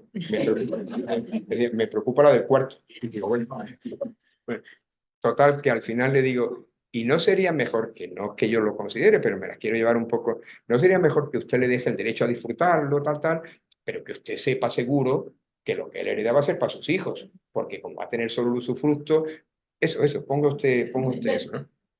Ponga usted eso. Pero realmente que hasta ese usufructo universal dependa luego de la voluntad de sus hijos, hasta el punto que yo tengo que decir, le lego el usufructo universal y ruego a mis hijos que respeten el usufructo que concedo a su madre. Y los sanciono si no lo respetan, porque como se lo le voy a dejar a cada uno más de lo que le corresponde, el tercio libre de disposición es siempre que acepten el usufructo, porque pongo la famosa cautela socini, opción compensatoria, de que si alguno de ellos lo impugna, su parte queda reducida a la legítima estricta. Pero hay que acudir a trucos de este tipo para satisfacer lo que de verdad quieren. Claro, la otra opción máxima es le doy el pleno dominio del tercio libre más el usufructo del tercio mejor. Ahí me dicen, ¿qué será mejor de las dos cosas? Le digo, no lo sé, porque no sé qué va a pasar cuando usted falte. Por tanto, yo le voy a decir lo que es mejor, darle a usted la posibilidad de que elija. Por tanto, yo digo, lego a mi esposa el usufructo universal de toda mi vida, pero no obstante la faculto para que en el momento de la partición de la herencia, en sustitución de ese usufructo universal, pueda exigir la entrega del tercio de libre disposición más el usufructo del tercio de mejora. ¿Por qué? Porque me encuentro las dos cosas. Me encuentro que algunas veces se legó el usufructo universal y la señora llega y me dice, mire usted, a mí no me hace falta, yo me gustaría entregarle a mis hijos algo, porque están pagando la hipoteca y tal, y no me hace falta todo, y me gustaría que ya reciban algo de su padre, pues para ayudarle en esta situación económica. Entonces, en ese caso, si yo he tenido la posibilidad, elija usted el tercio tal. Pero ha tenido que tener la posibilidad, porque la última cosa que Hacienda se ha inventado es que cuando el testamento simplemente decía, lego a mi esposa el usufructo universal. Vale. Y luego llegaron a la partición y en lugar de eso le dan un tercio libre y tal, Hacienda dice permuta de derechos. Permuta de derechos porque le estamos dando una cosa distinta, por tanto ustedes han permutado y ustedes yo les cobro el 7% porque ya no hablamos de impuestos de sucesiones, ya hablamos de impuestos de transmisiones patrimoniales. Pero no lo van a decir nunca en mi testamento en que yo ya se lo doy, no es permuta de derechos. Es que yo lo que le doy es un derecho optativo, o el usufructo de la totalidad, o si ella lo prefiere, el tercio del pleno dominio. El usufructo de la totalidad. Pero claro, nadie sabe exactamente qué es ese usufructo. Además, lo que a mí me parece una simpleza, los testamentos que yo veo cuando se limitan a decir eso. Vamos a ver, el usufructo admite que yo regule el contenido del usufructo. El Código Civil me dicta normas del usufructo, pero me dice que el título de usufructo puede establecer normas diferenciadas de las que dice el Código Civil. ¿Qué os voy a reseñar de lo que para mí es muy importante respecto al usufructo y lo que yo pongo en mis testamentos?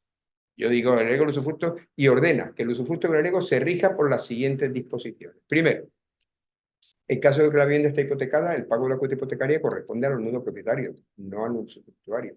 Eso no hay duda porque además lo dice el Código Civil. En caso de que sea una vivienda, la usufructuaria tendrá derecho a vivir en ella, alquilarla, etcétera, etcétera, pero serán de cuenta de la herencia, por tanto, los nudos propietarios, tanto el pago del IBI como el pago de la comunidad de propietarios. En caso de que el usufructo, y este es el más, recaiga sobre dinero, siempre se ha entendido que el usufructo de dinero, como es el derecho de disfrutar, es el derecho a percibir los intereses. ¿Por qué solo es el derecho a percibir los intereses? Porque el capital se tiene que mantener. No era contigo, no sé qué hablaba. Yo le dije, mire usted, si yo tengo el usufructo de un Mercedes, el propio uso del Mercedes lo deprecio. Cuando yo heredé el usufructo del Mercedes valía 50.000 euros, y ahora que me he muerto y tal, vale 2.000. Pero es que hay bienes que por su definición se deterioran con el uso. Se llaman usufructos de bienes consumibles. Para mí, el usufructo de dinero es un usufructo de bienes consumibles. Entonces, yo eso lo pongo expresamente. Si el usufructo recae sobre bienes inmuebles, el pago de la cuota hipotecaria será tal. El derecho del pago del IBI será el pago de Si el usufructo recae sobre dinero, se tendrá por usufructo de cosa consumible, de forma que el usufructuario tendrá derecho a consumirlo en la satisfacción de sus necesidades. E invoco, por lo que, conforme a la circular número tal del Banco de España de 2017, se solicita que se haga constar así en la apertura de la cuenta. Eso se ha debido plantear algún director de banco, llegó la usufructuaria a disponer y planteó la duda al Banco de España. Y el Banco de España ha dicho que se puede configurar así y que si se configura así, el usufructuario tiene derecho a disponer del dinero. Yo siempre lo pongo en mis testamentos, veréis que el usufructo lo configuro como usufructo con libre disposición del dinero y la satisfacción de sus necesidades.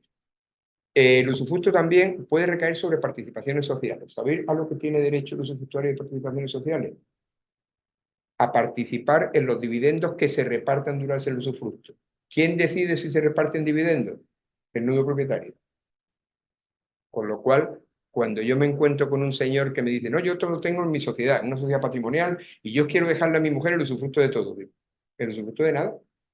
El usufructo de nada, porque resulta que ella no tiene derecho al voto, el voto lo tienen los nudos propietarios a los que le conviene no repartir dividendos para capitalizar la empresa, con lo cual le digo, vale, estupendo, pero vamos a modificar los estatutos en 2 puntos. Primero, o decimos que el derecho de voto corresponderá al usufructuario, en cuyo caso lo controlamos, o decimos que obligatoriamente el 60% de los beneficios de cada año se destinará obligatoriamente al reparto de dividendos. Pero si no, le estás dejando a tu mujer aire y humo, no tiene nada.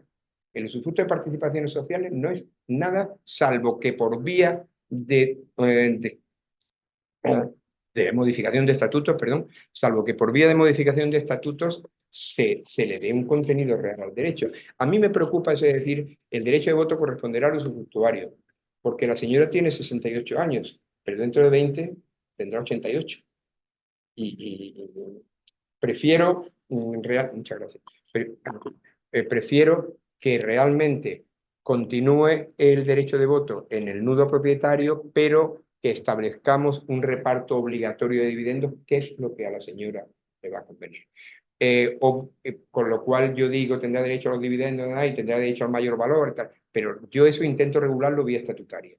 Otra cosa que me encontré hace poco y hizo que cambiara mi testamento. Me llegó una señora, me dijo, mira, más o menos mi marido ha muerto, tal, yo he heredado un chalet en Sierra Blanca, no era, pero cercano, que vale 5 millones de euros y yo no puedo ni mantenerlo. Es que, y es lo que tengo, y no puedo ni mantenerlo. Yo quiero venderlo para comprarme un apartamento de 500.000 y tener liquidez en el banco. Señora, tiene usted que contar con los hijos. Bueno, la jurisprudencia admite perfectamente lo que se llama el usufructo con facultad de disposición, que no es el derecho a venderlo y quedármelo, no, es el derecho a sustituir los bienes usufructuados. Es decir, yo vendo este chalet en 5 millones, el usufructo recae sobre los 5 millones. Me compro una vivienda de 500.000, el usufructo recae sobre la vivienda de 500.000 y el usufructo recae sobre el dinero. Pero yo, en mis testamentos, veréis que termino diciendo, el usufructo se tendrá como usufructo con facultad de disposición, por lo que la usufructuaria podrá disponer libremente de los bienes de si bien los bienes adquiridos o los bienes que por subrogación real se coloquen en el tal, quedarán sujetos al mismo derecho de usufructo que soportaba antes. Pero yo os digo que regulo mucho el usufructo, pero me parece que decir el usufructo, pero mire usted, hay mucho margen de regulación, vamos a regularlo, no digamos simplemente el usufructo. En mis testamentos los veréis siempre que la regulación está muy hecha. De todas formas, ya os digo que critico totalmente el sistema de legítima de 3,33%, me parece una auténtica ridiculez. Y en esto me gusta mucho el sistema nórdico. El sistema nórdico hay legítimas. Yo me muero, tengo 4 hijos y son legitimarios. Pero la ley distingue herederos primarios, que es mi esposa, y herederos, o al revés, y herederos secundarios. Entonces la legítima es cuando se muera el segundo y respecto a lo que quede el segundo. La heredera primaria es mi mujer, que puede disponer de los bienes y tal, para satisfacer eso, no por título gratuito, solo a título oneroso. Pero todo lo que herede de mí o sus subrogados, ya ella no puede disponer de eso, porque a su fallecimiento pasan a mis legitimarios. Es lo que el derecho sueco llama heredero primario y secundario, y lo que aquí en España podríamos acudir a la figura del fideicomiso de residuos. Yo hago un fideicomiso y a partir de ahí, pues pasa uno y pasa otro. Bueno, no sé, yo tenía aquí un guioncito, pero vaya. Resulta que, bueno, voy a resumir y termino, porque si no, me hubiera dado para más rato, ¿eh? No tiene... Las preguntas online también. Bueno, resulta que se ha muerto un señor y lo que deja son padres. Es sencillo, heredan los padres y se acabó por parte de igualeta. Os recalco un artículo del Código Civil que normalmente no se cuenta con él, pero es lo que se llama la reserva lineal del artículo 811. Os cuento qué caso dio lugar, estaba justamente en la redacción del Código Civil, y qué caso dio lugar a la implantación de ese artículo en el Código Civil.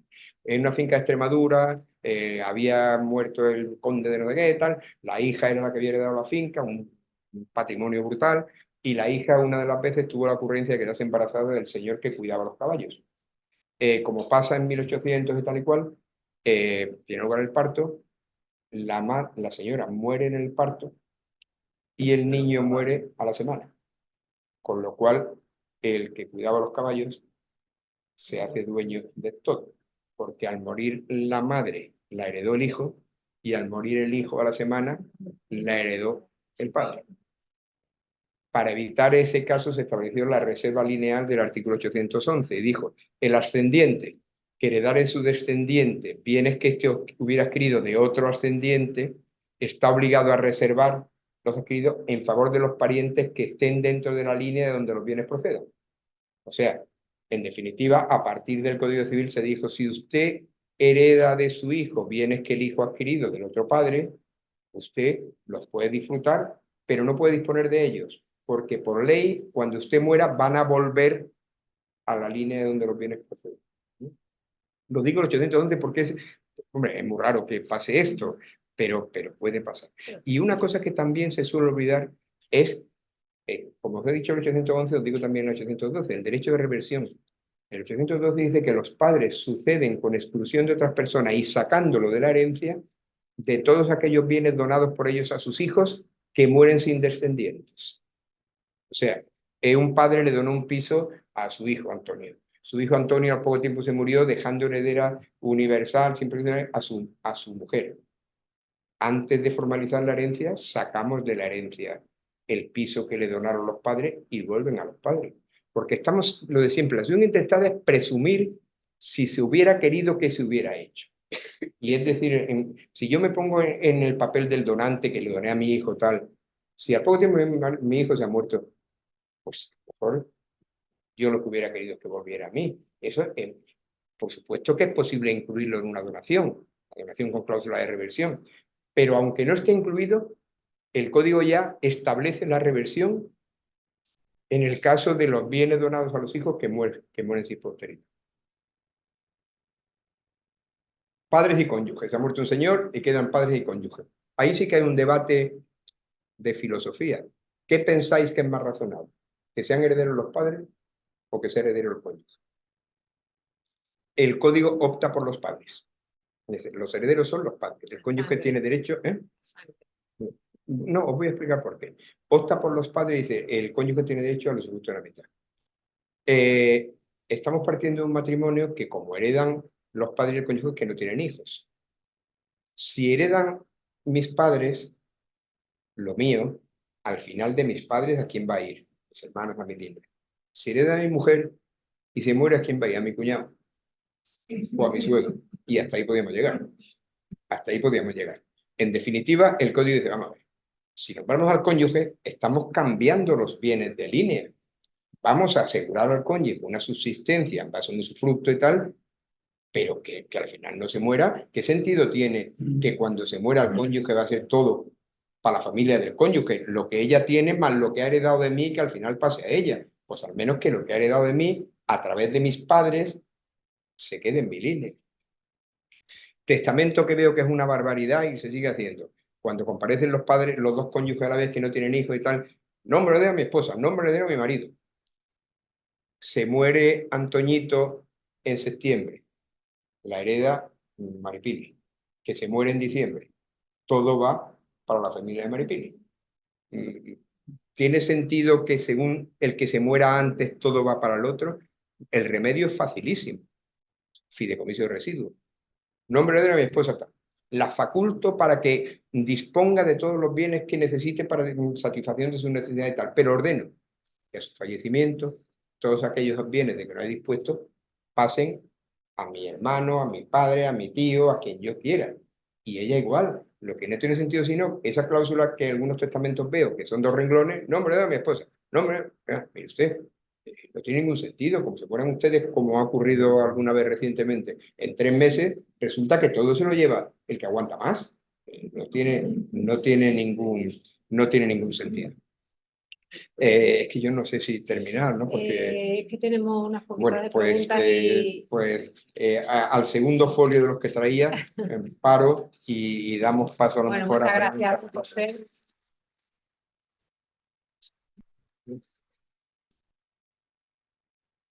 Bueno, preguntas tal y preguntas Sí, presenciales. ha que sido quieran. súper interesante y bueno, el reglamento sucesorio lo tenemos que tener encima de la mesa, sí o sí, ¿no? Y para los extranjeros Sí, sí, vaya, para las interesante. 4 cosas. Todo el reglamento sucesorio básicamente tenemos que tener presente el 4, que es el que dice son competentes los tribunales esta el 20, 21, 22, que es el que dice la herencia se regula por la residencia habitual del tal, salvo que se haya elegido tal, el 83.4, que es el de la proceso juris tácita, pero vaya, 4 artículos. Bueno, es una fuente de sabiduría total. No solo los casos que tienen notaría, ¿no? Sino que es que también estudia profundamente. Entonces, ¿qué preguntas tenéis por aquí? ¿Tenéis alguna pregunta? ¿No? ¿Por aquí no? Bueno, le hago la primera pregunta que tenemos online. Por aquí. Lo último que habla de proceso residual. Eso, digamos, sería como también los frutos con capacidad de disposición. No, porque el que quede es propietario. Es distinto a usufructuario. A nivel práctico puedes pensar que es lo mismo, pero cuando en definitiva, uno es usufructuario, hay un nudo propietario, etcétera, que ya los bienes van a volver, mientras que aquí yo soy el heredero y soy el heredero fiduciario, tengo plena capacidad dispositiva, puedo hacer lo que quiero. Tú me dices luego, por lo tanto, en el fondo es un usufructuario, sí, porque yo además siempre digo que la enajenación, por lo tanto digo, si bien los bienes que a su fallecimiento queden en la herencia o sus subrogados, si se mantienen en la herencia, pues claro, si yo le dejé lo que heredó de mí es un piso que vale 1.000.000 de euros, no puede ser que el usufructo se extinga vendiéndolo. Porque ya lo vendí. No, vamos a ver, lo vendí, pero ha habido una subrogación real. Consiguientemente, usted puede gastarse el dinero, puede hacer lo que quiera. En el usufructo, con facultad de disposición, se produce tal, lo convierto en usufructo de dinero, puedo consumirlo. La jurisprudencia dice que cuando el usufructo heredó 100.000 para usufructuarlo y a su fallecimiento quedan 30.000, los herederos del usufructuario le deben a los nudos propietarios 70.000, pero es que los herederos del usufructuario son los mismos que los nudos propietarios, con lo cual no me preocupa nada, porque los propios hijos de la madre o del padre le deben a los hijos de la madre, que son ellos mismos, los 70.000 euros. Con lo cual yo siempre lo regulo como con plenas facultades dispositivas porque creo que eso es lo que se quiere. Que pueda, ahora mismo, ¿qué sentido tiene el usufructuario? No, es los intereses, pero ¿qué me da a mí el banco? Habrá algo más, pero generalmente cuando meto 100.000 euros en el banco, ¿qué me da? ¿500 euros al año? Eso no puede ser eso usufructo de dinero. Sí, desde el punto de vista teórico, el fiduciario es propietario y el usufructuario tiene por encima un control del nudo propietario, el fiduciario no. El fiduciario solo cuando yo me muera irá a ti. Y entonces yo elegiré si cuando yo me muera, cuando tú te mueras, va a ir a mi hermano Antonio, a mi hermano Manolo, a mis padres, a quien yo quiera, ¿no? O a mis sobrinos. Vamos con las preguntas online. Sí. Una pregunta sobre las limitaciones en la herencia británica que has contado al principio. Se me ha dado un caso que han venido justamente esta mañana por segunda vez al despacho, que es un señor marroquí que se casa con una británica que posteriormente adquiere la nacionalidad. Es decir, los casos son estos, ¿no? Un marroquí se casa con una británica, venía de París, entonces... Adquiere la nacionalidad británica después de casarse y con el paso de los años el matrimonio se separa de hecho, no de derecho. Y claro, ahora parece ser que se pelea o tenía mala situación y acaba viviendo 3 hijos, ya todos mayores de edad, etcétera, 3 hijos con la madre y uno de ellos con el padre. Llega al punto de que, claro, él, marroquí, que adquiere la nacionalidad británica, en España, que lleva muchos años en España, acaba haciendo un residente en España. Residente en España, desde hace muchísimos años, acaba haciendo un testamento regulado o sometido a la legislación británica por el cual deja solo y exclusivamente como heredero al hijo con el que convive. ¿Hay algo que hacer con respecto al resto de hijos, a los otros 3 hijos? Son mayores de edad los otros hijos, no tienen necesidades. Vamos, a ver, no tiene necesidad. La exmujer, bueno, la mujer, tiene necesidad en el sentido de que la están manteniendo los hijos. Te lo resumo. Si ese hijo va con el testamento a mi notaría, otorga la escritura adjudicándose. No, ya lo ha hecho. Sí, de hecho ya lo ha hecho, pero claro, me han venido ya varias veces a ver qué se puede hacer. Digo, Mira, pues, yo desde mi punto de vista no se puede hacer nada, pero... lo que antes discrepé, y eso tú, el sistema británico se basa en la figura del executor o del executor. Por tanto, porque él, por ejemplo, solo puede repartir los bienes a los herederos si ya comprueba que hay menos deudas que bienes. Porque si comprueba que se debe más de lo que hay, no va a entregar nada a los bienes. Bueno, pues la jurisprudencia española entiende que con independencia de esa figura, los métodos de partir la herencia se aplica al derecho español. O sea, que si vienen todos los herederos por su cuenta y prescindiendo del executor, pueden otorgar la escritura. O sea, es como sacar los bienes de España de esa masa sujeta al pago de deudas en primer lugar, que no se entera nadie, que vamos allí y nosotros, sin que intervenga el executor, nos lo adjudicamos. A mí me parece que eso no debería ser posible, pero lo es, porque la jurisprudencia lo entiende así. Y entonces, porque yo hago la escritura donde, aunque haya un executor nombrado en el Gang of Probate y tal, si la otorgan los herederos, se inscribe. Lo cual no me parece en correcto. España deberían traer un executor cuando No, claro. los ingleses sería más Es que conveniente o depende, el testamento en España, mira, la jurisprudencia ahí está totalmente equivocada porque la jurisprudencia de los registros del notariado sigue diciendo, eso no tiene sentido, porque hay un principio de unidad sucesoria. La ley solo se puede regular por una ley, la sucesión, y por tanto no tiene ningún sentido el testamento en España, no es así. Una cosa es que la sucesión solo se regule por una ley y otra cosa es que no pueda haber diversos títulos sucesorios, uno allí y otro aquí. A mí me parece que el testamento en España facilita muchísimo las cosas. Pero digo con albacea en España para los ingleses. Sí, si quieren, pero es que como, aunque no, para Inglaterra siempre va a hacer falta la figura del executor, pero si aquí no la nombran, pues vendrán los herederos y yo otorgaré la escritura porque dice la jurisprudencia que es válido el sistema de partición en el que intervienen únicamente los herederos, prescindiendo de cualquier executor, al igual que pueden prescindir el contador partidor dativo, o sea, el contador partidor, salvo que hayan designado. Cuando dice los herederos, en este caso en el que yo lo estaba poniendo, solo hay un heredero, que es uno de los Solo hay un hijos, heredero, que vaya él porque solo, se escribe sin problema. ya está, sí. Ese con el testamento británico se escribe. No, lo ha hecho, de hecho. Está ya por ver si se puede evitar el rico. No, ahí no hay. Tenemos una pregunta de María Sánchez, se la leo un poquito larga. Mi duda es la siguiente. El marido de mi clienta falleció en España, era nacional sueco y residente español y tiene 3 hijos viviendo en el extranjero. Mi clienta no es su madre. Hay testamento en España de todos los bienes al 50% en favor de mi clienta y el otro 50% por partes iguales para sus 3 que hijos. yo no sé, yo me estoy perdiendo. Vaya, El problema es que existiendo testamento y ante la negativa de los hijos, ¿cómo podría realizar la aceptación o adjudicación de la tienes que herencia? empezar otra vez, empieza otra vez y ve más despacio porque El marido de la clienta falleció en España.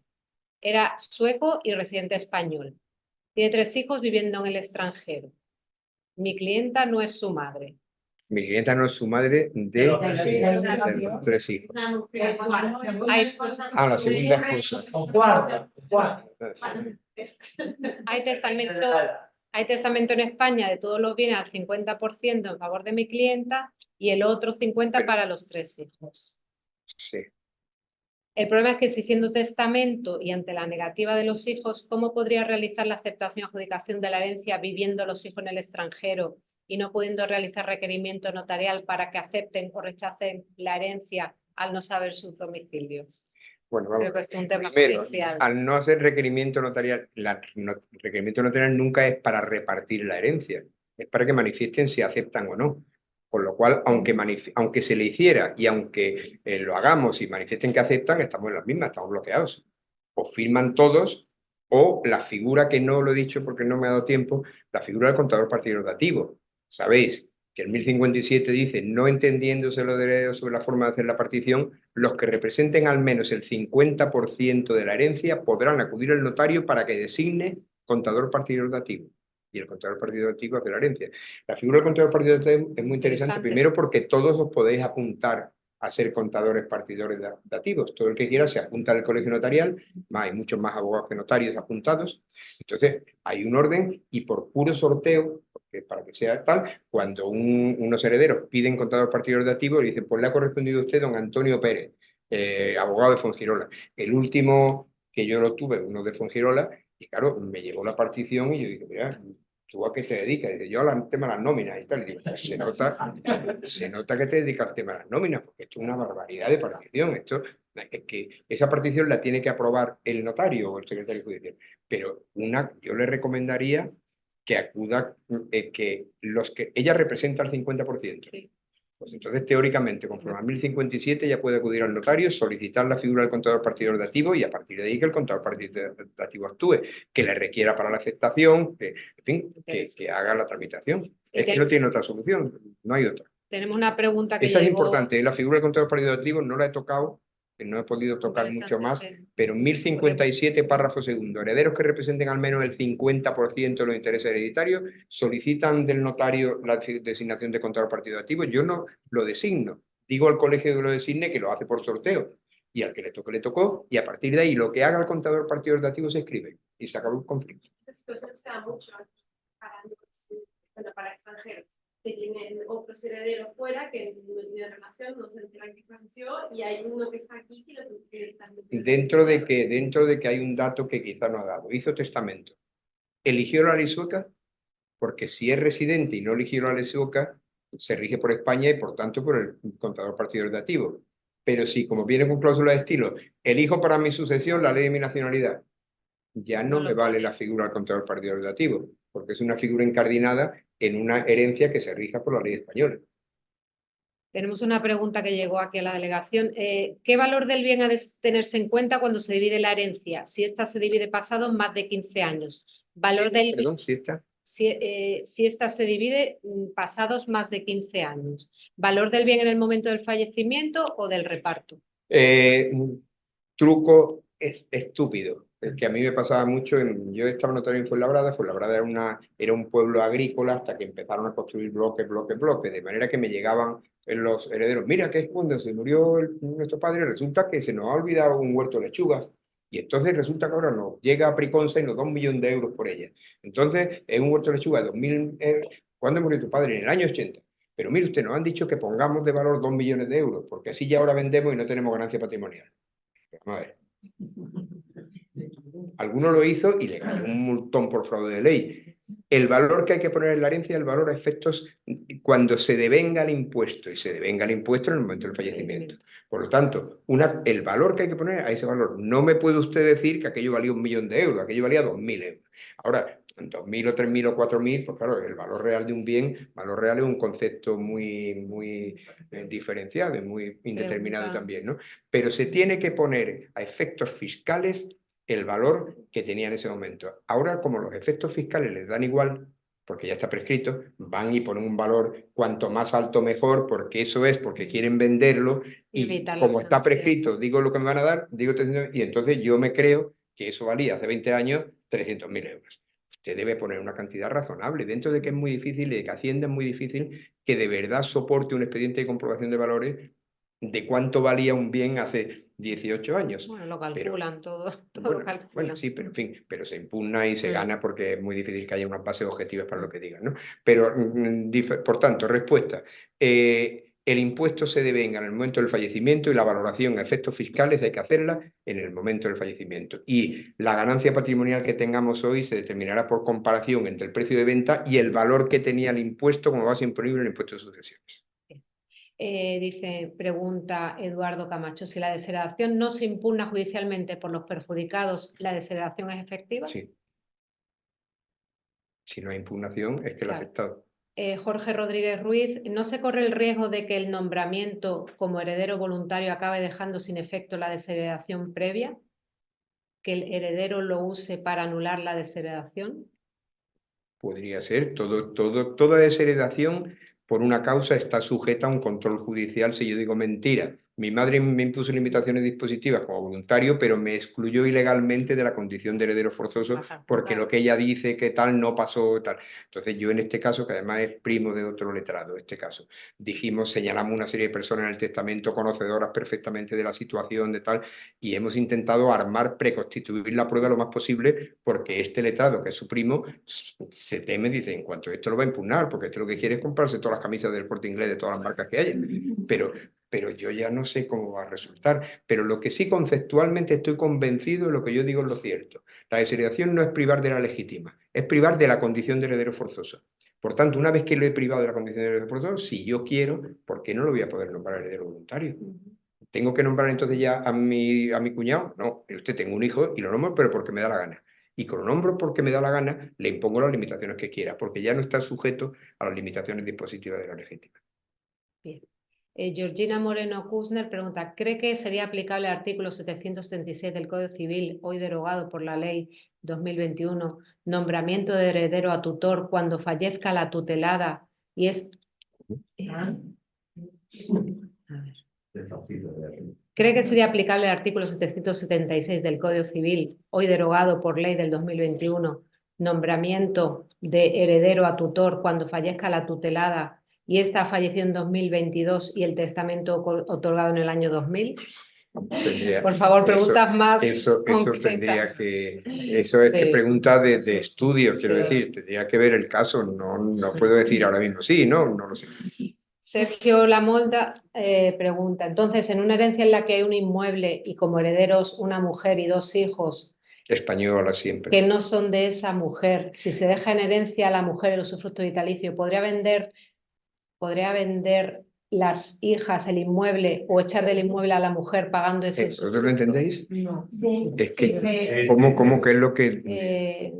También hay Hay O sea, un inmueble. o sea, yo tengo una mujer, pero tengo hijos de la mujer. Se deja en de la mujer o míos. Se deja en herencia a la mujer el usufructo. Y me he casado en segunda. ¿Y ahora qué? ¿Podrían vender las hijas el inmueble o echar del inmueble a la mujer pagando el usufructo? Vamos a ver, si yo he dejado el usufructo universal, mis hijas pueden primero no aceptarlo. Y por tanto, como no lo aceptan, su legítima tiene que estar no grabada y entonces resulta que la herencia se partirá. Lo que he dicho yo, en ese caso que no lo acepten, para ella será el tercio de libre disposición y el usufructo el de mejora y el de legítima para mis hijos. Y a partir de ahí, si solo hay ese piso, hay una concurrencia de derechos y hay un condominio que tienen que vender todos.